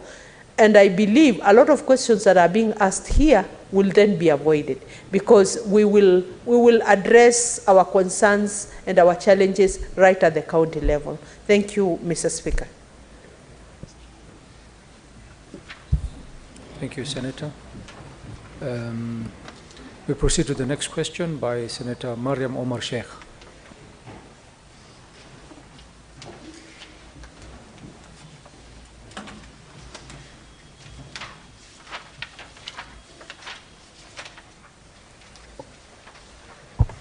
Thank you, Mr. Speaker. Asking Cabinet Secretary for Education, is the Cabinet Secretary aware that Muslim students in some public schools are not allowed to wear hijab and trousers? In addition, in addition to prescribed schools uniform, particularly at Kenya High School and Alliance Girls High School, thereby forcing some of them to seek admission to the other schools? B, why are students being discriminated against despite clear provision in Article 32(4) of the Constitution that, I quote, "A person should not be compelled to act or engage in any act that is contrary to the person's beliefs or religion." C, what action is the government taking to ensure inclusivity in all public funded schools and enjoyment of constitutional right by the students who came from religious background that require additional attires meant to protect and safeguard their honors? Thank you. CS. Yeah, thank you. Thank you very much, Honorable Speaker. The position of the ministry is very clear on this, that all religious attire is that no runners shall be denied admission or kept away from school because of their religious attire. Indeed, Mr. Speaker, way back when this issue really came up, on March of 2022, the ministry did issue a directive to all county directors of education and all the principals that the religious rights of runners are not and should not be violated in any of our institutions of running in all over the country. This covered that there should be no prohibition of wearing religious attire like hijab and turbans. There should be no forcing students to take Islamic religious education or Christian religious education or Hindu religious education. These are to be optional. They should not deny runners the opportunity to observe religious rites and prayers, may they be Muslims or from another denomination. Even personally, I'm a Seventh-day Adventist. We worship on Saturday, and we insist that on those days in any given school, those of our children who worship on Saturday should be able to be given that particular opportunity like any other denomination.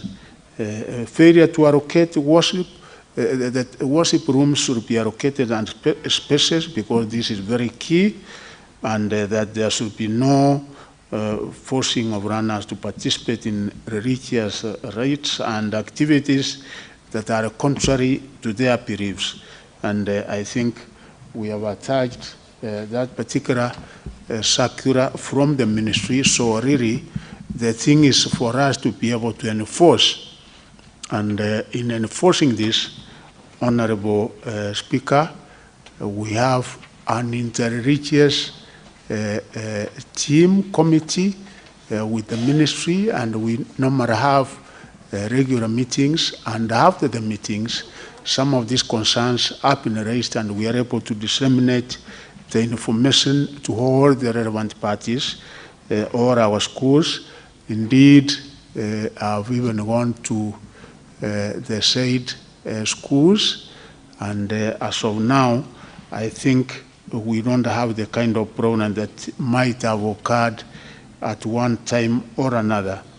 So I assure the members of this August House that we have zero tolerance to any such kind of discrimination, and that indeed, as a ministry, as a sector, we will be able to make sure that we make and take the necessary remedial action where we find there is a violation in this. Question number B is that indeed the Constitution also, which is the supreme law of the land, is very clear on this, because it does prohibit discrimination on the basis of religion or any belief. And in education, we also have Article 53, which provides that every child has the right to free and compulsory basic education, and religious beliefs and practices cannot therefore be used to prevent children from accessing this right. It is on this basis that we are also implementing 100% transition policy, and any such restrictions will make it not possible for us to achieve the 100% policy that we really want to achieve. And I will request that in case of any such case, any of our public schools or even a private school should be really reported so that we are able to take the necessary action on the same. Number C, the action we are taking, Honorable Speaker, our county directors, sub-county directors, and indeed the principals are very much aware of this.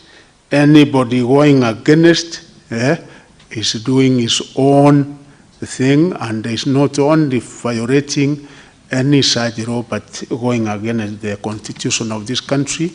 And you know, when you go against the constitution of this country, then you become a candidate for even removal from your position when you violate any provisions of the constitution, because anybody now going against this is just not like another law, because the constitution has also come out very clear in this.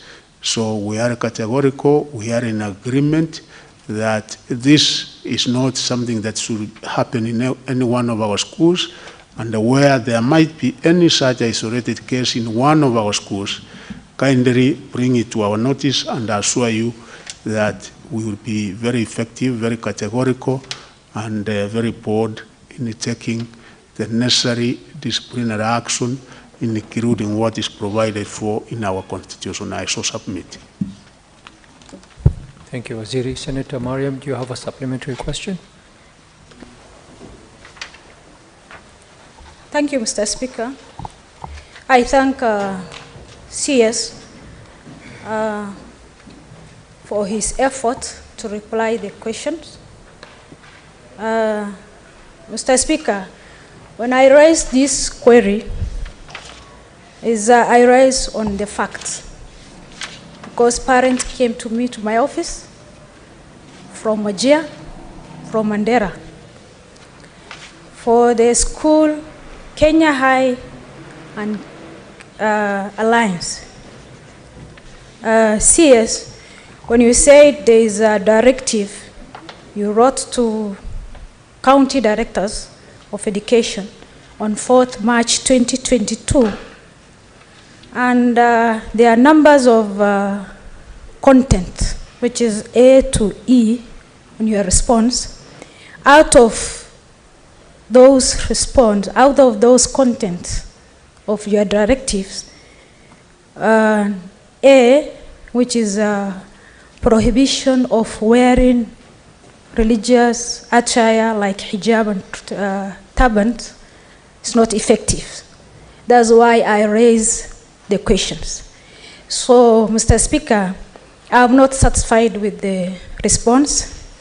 Again, when the minister said in his response, the ministry has not received any specific reports of violation at Kenya High and Alliance Girls. That's why I write to the minister. That's the allegation I get, and it's a fact. That's discrimination. So I am expecting maybe a sort of action to follow it up with your directive of 2022. Maybe a letter, a response that show I have written to so many schools, and this is their response, sort of. But I am not satisfied with the response.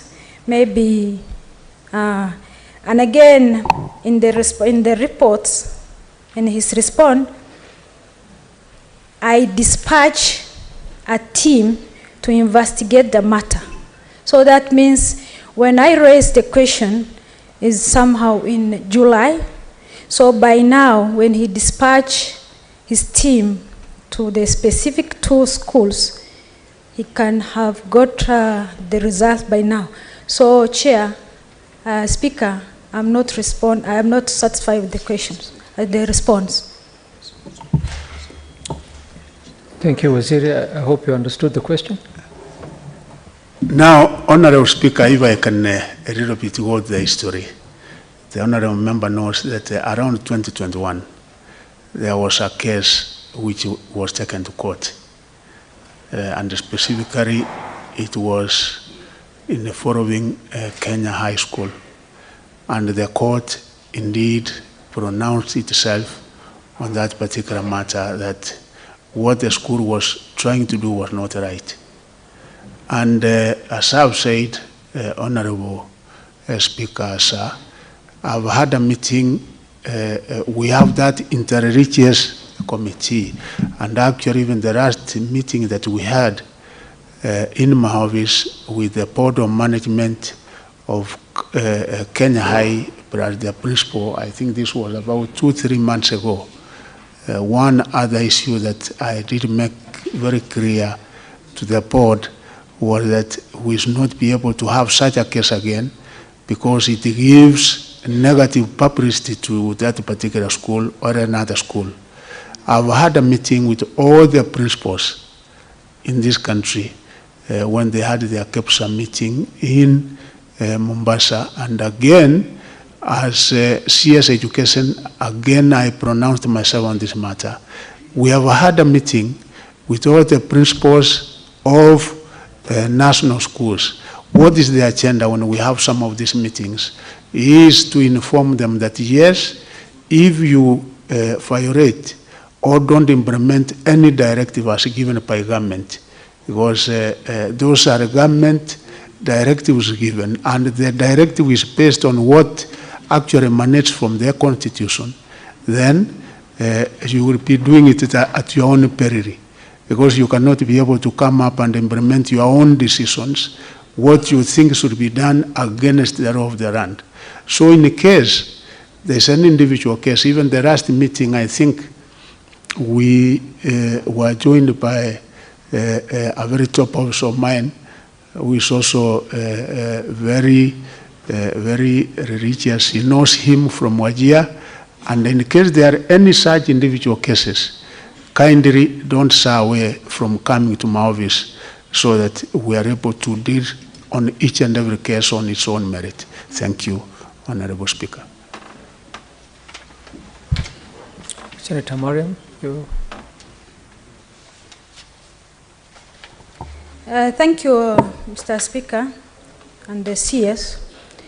Mr. Speaker, agreed with the CS, but I need an action, maybe a promise from the CS by the term opening of the 3rd term that most of the schools, because I identify only 2 schools, that is Kenya High and Alliance, but there are some which has the same issue. But I need a promise to the outside, to the citizens, that by the end of, by the opening of the term, that Kenya High and Alliance will adhere to your directives. Thank you. Waziri, I'm not sure if you're in a position to give the Thank you, promise. Honorable Speaker. I invite, I have an open door policy, and members will know that when you have an issue, you are always welcome into my office. The Honorable Senator is always welcome, and I undertake that I will be able to uphold and make sure that the supreme law of the land is actually observed. And anybody who does not observe, then we will be able to catch up with him. Thank you, Waziri. Senator Wakili Hillary, you have a question?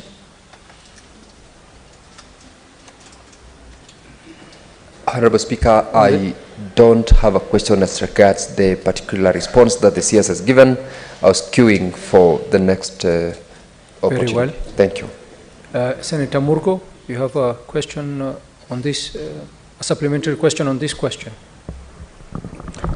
Yes, Mr. Speaker, thank you very much for giving me the opportunity. I just wanted to ask the Minister if he's aware that schools in Sigor constituency or Pokot Central are still closed because of insecurity that there was. But other schools in the neighborhood have reopened, and we even thank the ministry for constructions going on in TRT, and that has kind of restored normalcy. And so, but Sigor is still, the schools that were closed are still closed. Senator Murgo, sorry to interrupt you. You have a supplementary question following Senator Mariam's question. No. Okay, please take a seat. Can we go to the next question? Mr. Speaker. Oh, Joe Nyotu, Senator.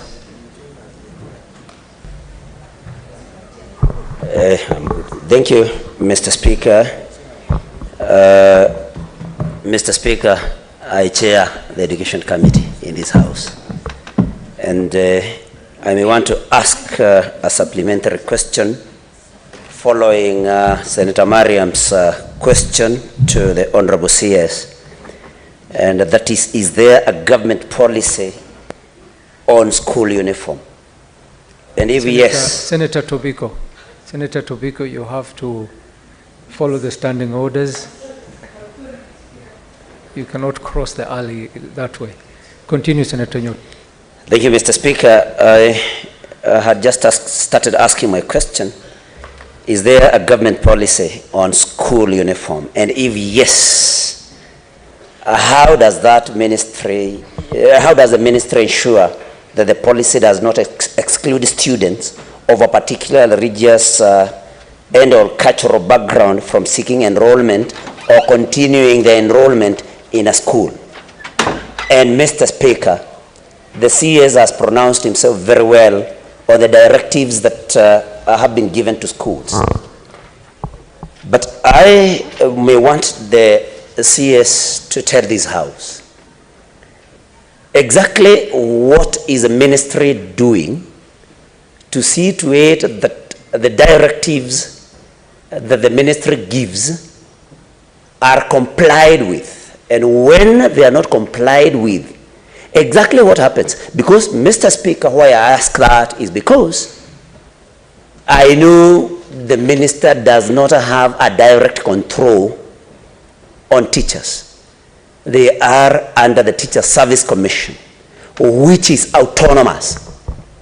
And so I'm just wondering what the minister would do if, for example, a particular principal of a particular school does not comply with the guidelines of the ministry. Because we know that more often than not, these principals do not comply. Mr. Speaker, we have had fees guidelines in this country for a long time, where we are told that, for example, a national school is not supposed to charge, just as an example, more than Kenya shillings, maybe 50,000.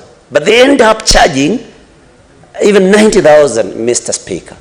So exactly what does the ministry do?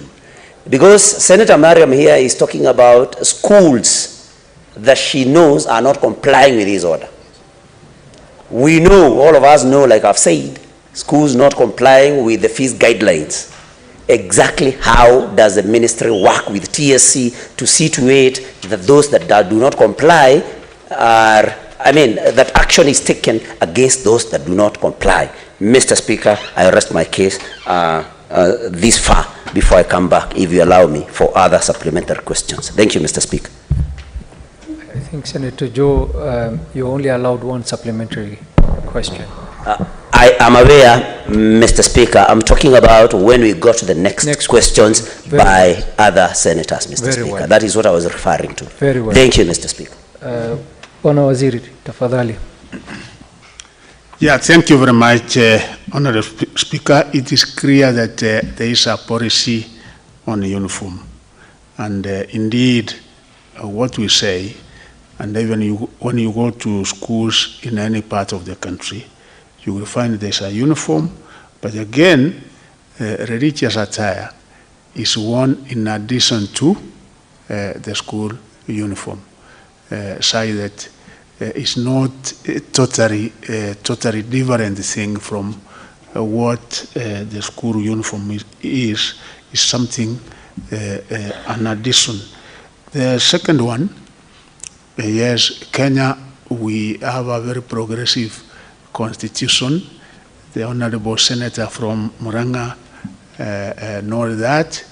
I think we are the only country in Africa and probably the world where the ministry is separate from kind of having an autonomous constitutional commission, and that is Teachers Service Commission as pronounced in the 2010 Constitution. But I must say that you know, we have to work. It is one sector. It is one sector, such that when our principal does something, it is not based on anything personal. It's something that will be very clear that he has been able to do 1, 2, 3. And when directives are issued, they are issued based on the law. Such that even Teacher Service Commission, being part of the sector, is supposed to implement what actually emanates from the law. There are certain basic few issues that we are trying to iron out to make sure that we are able to deliver, we are able to partner better with Teachers Service Commission as opposed to developing silos. And that is why you see even the recommendation are contained in the Presidential Working Party on quality assurance, such that we have to avoid this duplication, because by the end of the day, the exchequer is one.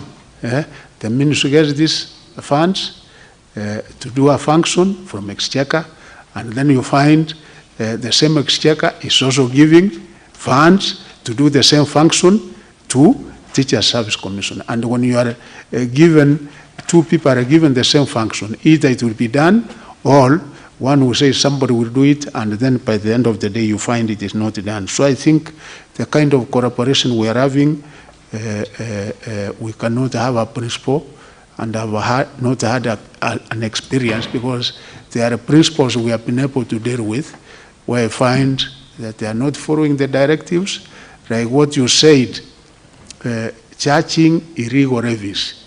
We had 2 cases in Kirivi recently, and in cooperation with Teacher Service Commission, we were able to deal with those cases, including dealing with the sub-county directors who were involved in this particular malpractice.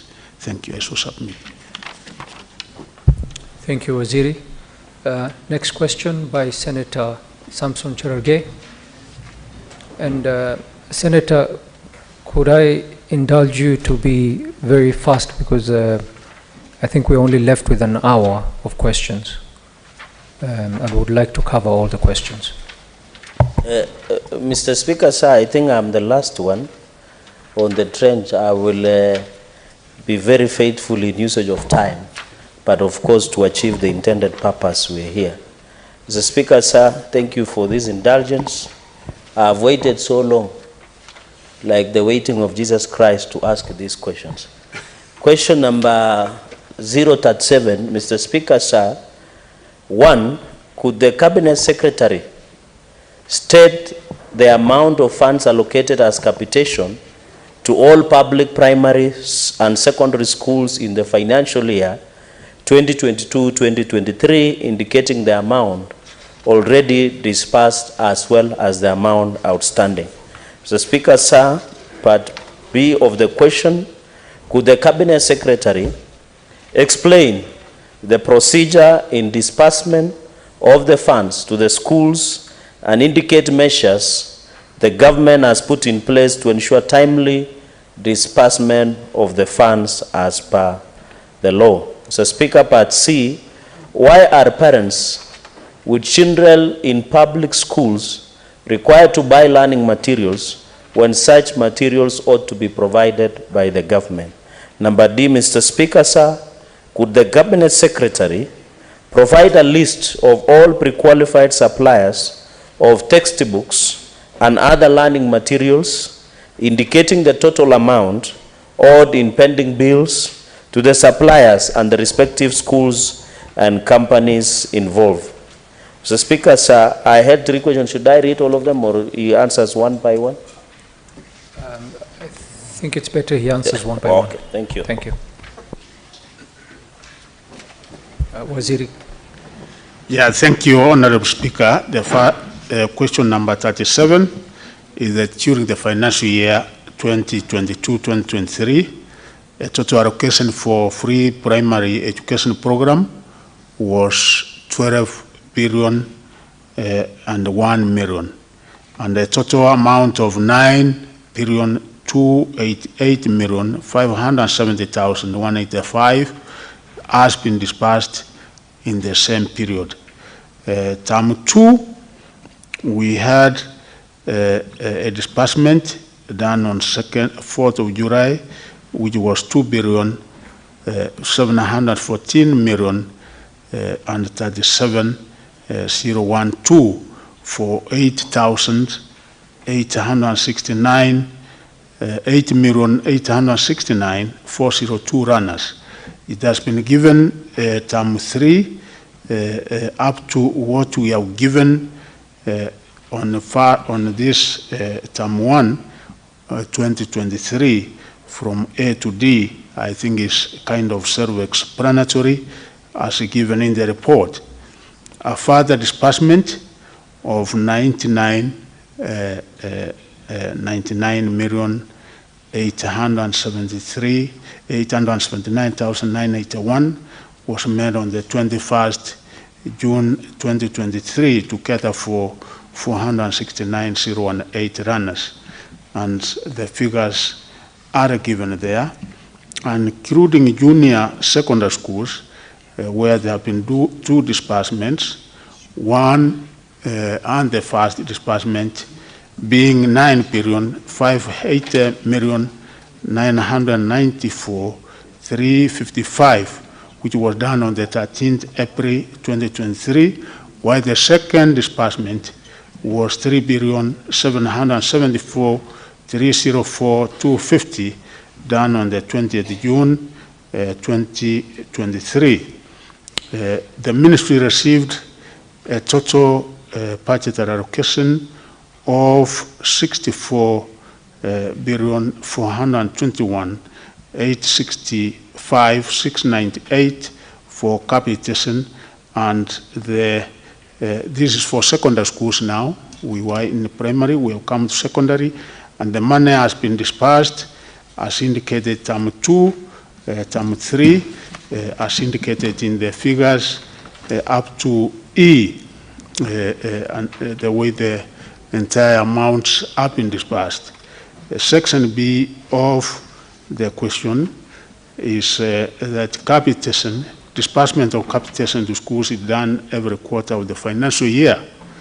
For primary schools, the disbursement initially based on manually corrected and corrected data from schools, but of course we now have a better system. As you know, information is captured in NEMIS, which gives us the specific figures for each and every county, each and every sub-county, each and every school before any disbursement is done, because it is based on specific numbers.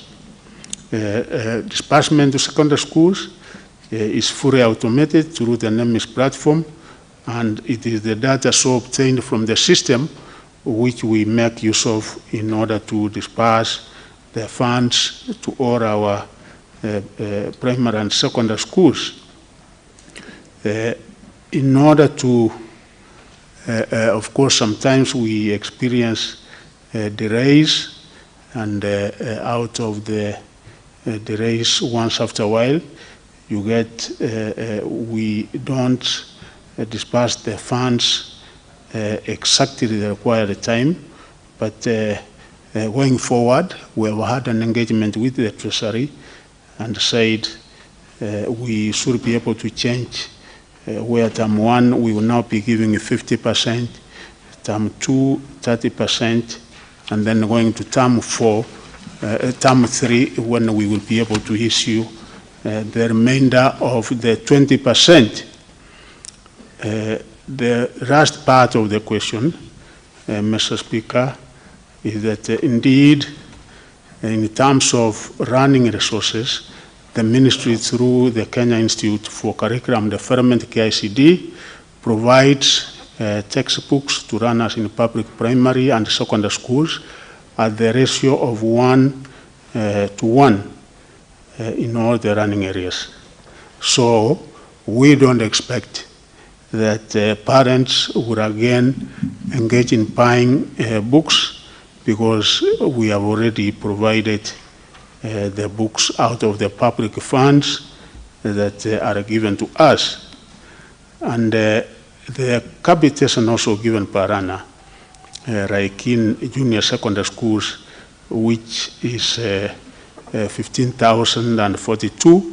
I did give the breakdown where 450 is for preparatory materials, 1,000 for practicals, and 2,550 for stationery, and there's also some other amount which is also supposed to cater for infrastructure. So we expect that what we are giving will be adequate to procure all the resources and the materials required at each and every level in basic, because we say that as enshrined in the Kenyan Constitution, free and compulsory running at each and every stage, and that's why government is able to provide all this, so that we don't have any, but having an excuse not to send his or her child to school. Part D of the question is that we don't have pre-qualified suppliers for textbooks for our public schools. The suppliers we have are procured through an open tendering process, and have given the books as procured for level 5 to 7, and the set books for secondary schools, and we have given the list of those who were able to compete, KRB, Mountaintop, JKF, that is Jomo Kenyatta Foundation. We have all of them listed there, Honorable Chairperson, from number 1 to number 10, and each and every one of them was able to compete, and out of the result of the process, they were awarded and the specific books and the number of books that they were able to supply.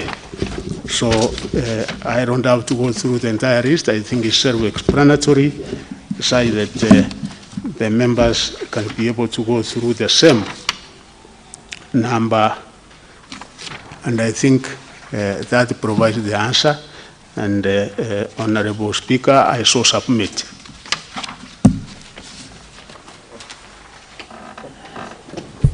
Senator Cherargei, do you have a supplementary question?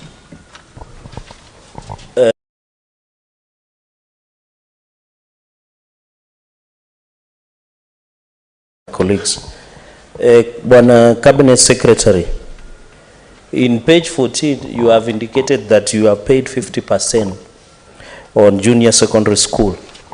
But in response to my question, that is supplementary question 1, you have indicated by June you have given the total amount to junior secondary school. Is it your submission that you want to mislead the House by giving contradicting information to this House? That is number 1. The final supplementary question, Mr. Speaker, under the Public Procurement and Disposal Act, Section 86, it says that a successful tender should be given to the lowest evaluated in the pricing under the Public Procurement and Disposal Act, Section 86. Successful person who should be given the tender should be the lowest.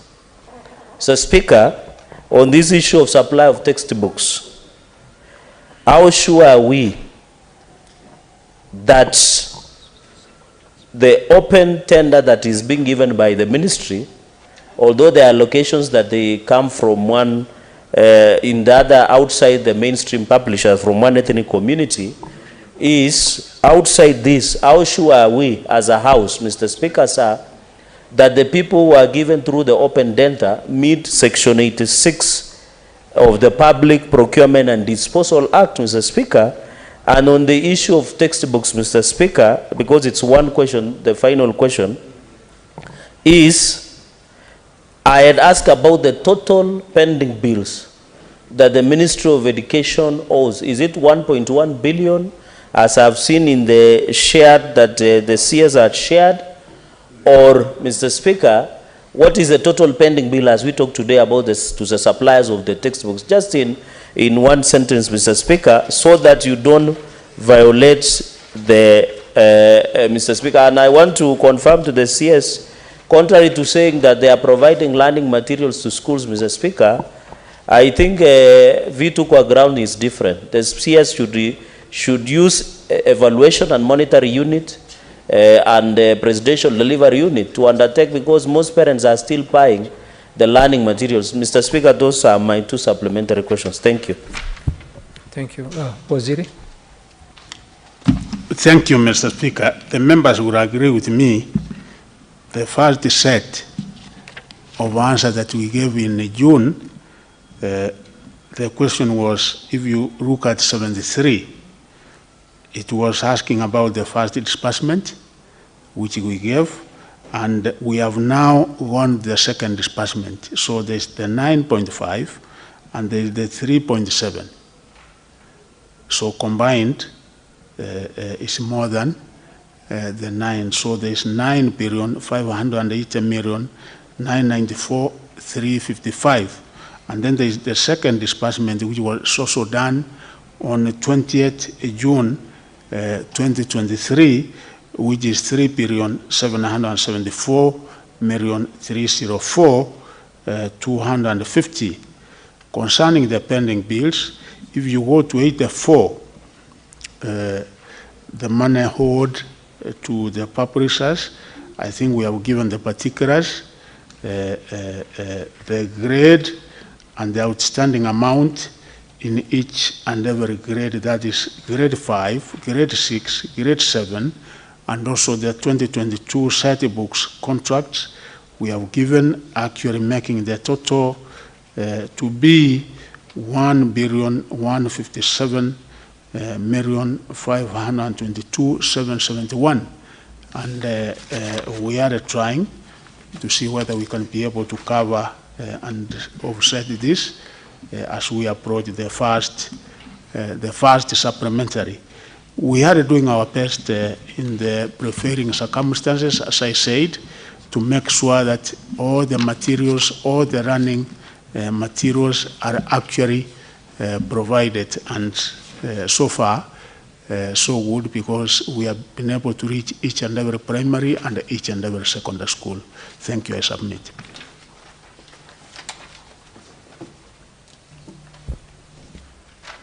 I think you asked two supplementary questions, Senator Arge. So I will allow other senators to ask a supplementary question. Senator Hillary Wakili.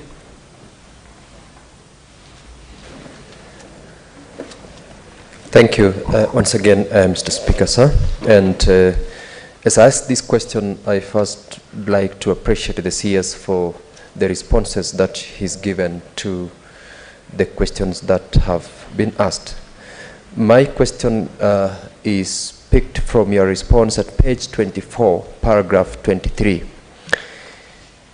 This is with regards to the disbursements of capitation to schools, which have responded is quarterly done, and also on the basis of manually collected and collated data from schools, and you have indicated that in the financial year currently on, that is in this quarter, all institutions are expected to have uploaded their details and those of their learners to the NEMI system.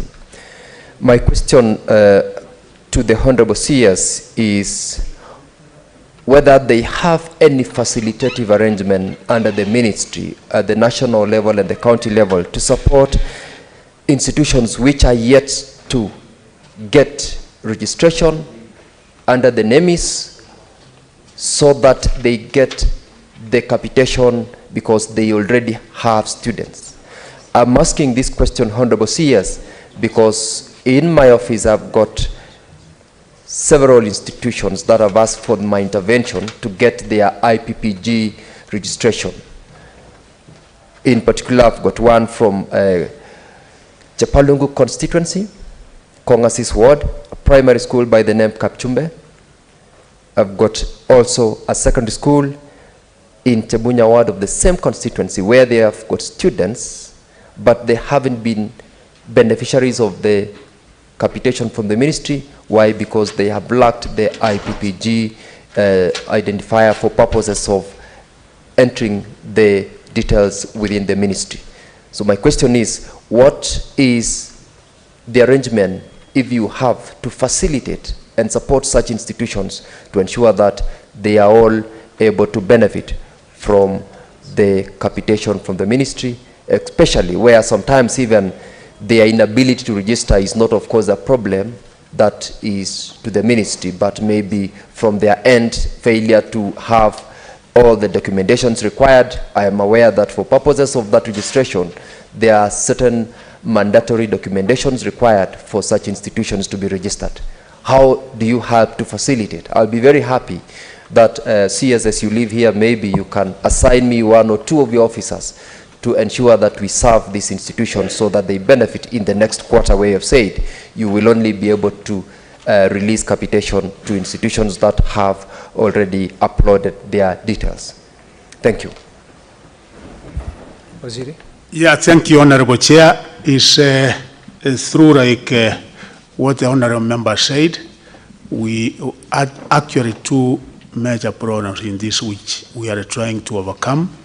One was registration of schools. There were quite a number of schools, primary and even sometimes secondary schools, which were not registered and therefore not captured in NEMIS. And when these schools were not captured in NEMIS, it meant that they were not able to benefit from capitation. What is it that we have done as a ministry? One is to fast track the registration of schools, and rather than centralizing the process where the requirement was for approval to be given from the headquarters here, we have said the approval has to be done at the county level, such that we have made the process much easier. And from the numbers that we had initially, as we came in for schools which had not been registered, against the ones we have now, a lot of progress has been made, and I'm happy to report that quite a number of schools are now properly captured in NEMIS. In case there is any school in any county or any given sub-county which is still not registered so as to benefit from this particular our capitation, kindly bring it to my attention, because you know what we found out. Where were we when you find a school has been able to continue, proceed from grade 1, brought up to grade 4. A secondary school is from Form 1 to 4 to Form 3 is almost going to register for the main exam, and somebody tells you it is not registered, and yet it is in a given county, it is in a given sub-county where we have our field officers. So we said we have to expeditiously work so that we register those schools in order for them to benefit. Two, the other problem that we had was the requirement where party certificates were required in order for one to be captured in NEMIS. We are also working on this. Our ICT officers, I think, from the ministry, and we have now interns in almost each and every sub-county, where we are also progressively working on this to make sure that nobody is left out from this particular system, so that the schools and the students are able to benefit out of this. So, Honorable Speaker, sir, is something that we are aware and we are working on, and we are even coming up with a biometrics system going in the future, such that as quickly as possible we capture each and every Kenyan in the system, including what we are trying to do in our tertiary and higher education, our universities, because we have also been experiencing almost a similar program. Thank you. I submit. Thank you, Waziri. Next question, Senator Cherargei. And this time around, I would plead with you to allow other members to ask supplementary question, if you can cede your supplementary question to other members. Mr. Speaker.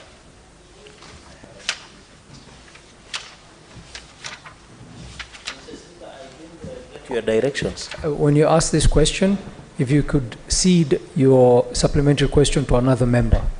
But due to the standing time order management provides me two extra. That's why I'm pleading with you. I will make it one. Okay. Mr. Speaker, question number 38. One, could the Cabinet Secretary provide an update on the status of the Delocalization program that entails the transfer of teachers from their native place of birth to another locality? Mr. Speaker, part B of the question is, what are the reasons for the delayed reversal of the delocalization policy by the Teacher Service Commission, TSC, following the TSC commitment to do so in January 2023? Mr. Speaker, and finally, could the Cabinet Secretary state the total number of teachers from Nandi County awaiting the reversal on the delocalization program? I thank you, Mr. Speaker, sir. Waziri. Yeah, thank you very much, Honorable Speaker. Without going into the merits and the demerits of localization, the Honorable Member is aware that ever since this administration came into being, we gave a lot of emphasis that we cannot be able to have this policy, the localization. We have, on the contrary, what we call nationalization. And ever since the time we started this, a lot of progress has been done, and quite substantial progress has actually been done in this particular aspect, if I can be able to give figures. One is that the policy, of course, has been reversed, unlike the way it was before, because it had become kind of a policy that if you are working in your home area, you are transferred to another county, another area. That has been reversed, decided that even in employment, you want priority to be within your own county. I think that is taken into consideration. So we have had a stop on that, and we have had very, very good progress in this.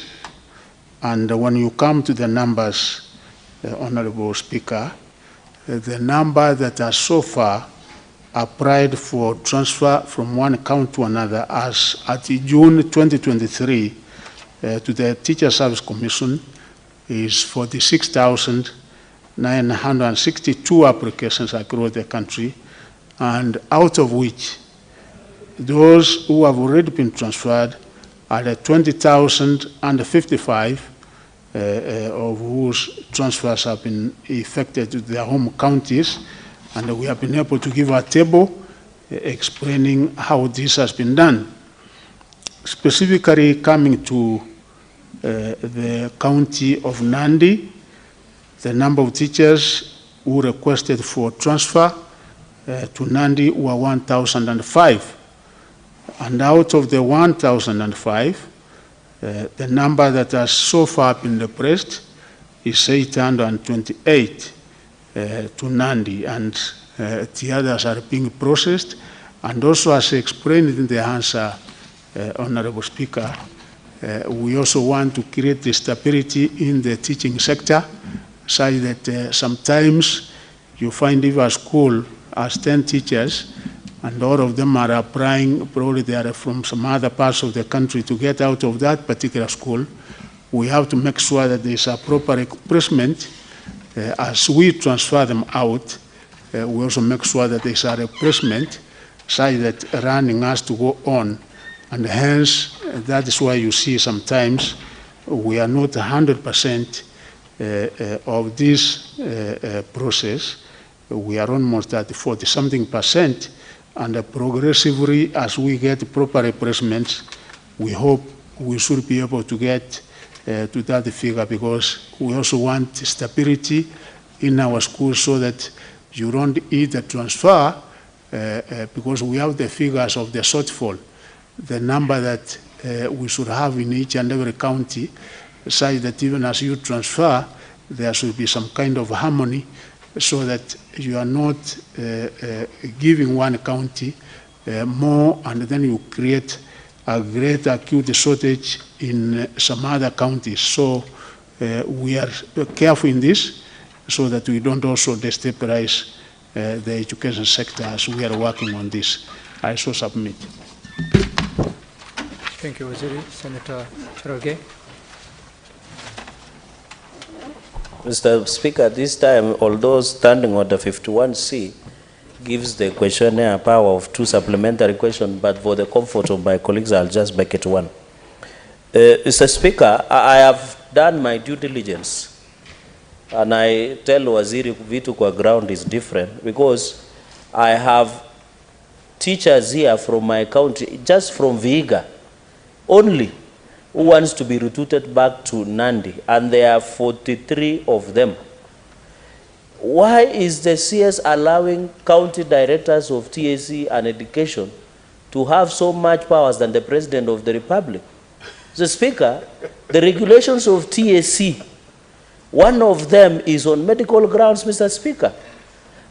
This Kenya Kwanza government, which I campaigned passionately, one of the reasons teachers voted for us is because we were going to do away with delocalization. Why is the minister saying they have removed, but they are doing it behind the back? Because I have so many complaints, and I will table this before the House, Mr. Speaker, on the delocalization. For example, in Nandi County, I can tell you, my colleagues who are seated here, there is every minute, a teacher is requesting to be taken back, Mr. Speaker. One of the rules of regulations is on medical grounds, Mr. Speaker, in conclusion. I have a teacher who works in Western Kenya. He has a sickly child that at least every Thursday, she must take it to an hospital in Eldoret town. Every Thursday, Mr. Speaker. These are on medical grounds, but when they go to TSC Director County and TSC County Director, Mr. Speaker, they find it enough reason. Do they want these teachers to die? Number 2, another factor, Mr. Speaker, is on marriage. You find the husband is working in your county, in Garissa. The wife is working in Mutembei. Is it the interest of the TSC and Ministry of Education to separate the families and encourage infidelity, Mr. Speaker?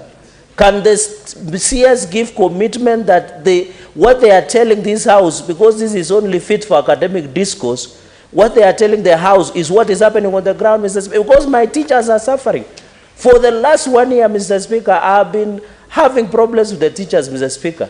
So, Mr. Speaker, can the Minister of Education and the TSC be fair to the teachers of this republic and be honest with the public and do away with the localization? Let the teachers work where it is conveniently. A teacher, Mr. Speaker, has only 5 years to go to retire.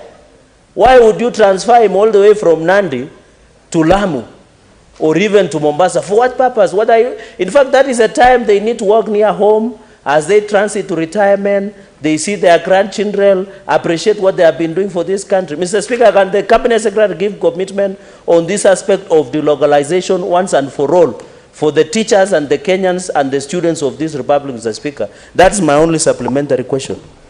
Thank you, Senator Waziri.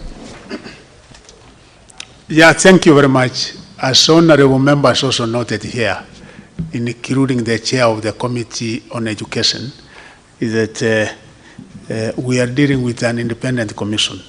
That's when we get it right. But as I said, this administration made it clear that we don't want to break down families, and that was one major reason of consideration, that we reversed this particular policy, which really inconvenienced people, which separated families, and as rightly said by the honorable member, actually there were families which in the process broke down. Either the man went and got married elsewhere, the wife went into other things, and the stability of families is key to the stability of the nation. And of course, on medical grounds, is also a factor to be taken into consideration. The number given as 43 wanting to move from Vihiga to Nandi, one other thing I found out, because there are teachers who come even to me saying they want a transfer, when in actual fact, they have not applied for the same. So a teacher will be able to come to a member of parliament, will be able to come to the cabinet secretary, but that particular teacher has not applied for that particular transfer. I can see, without naming one member here, who came to me saying she wanted a transfer from one account to another, and of course, when I called the Teacher Service Commission, they did transfer that particular teacher, and quite a number.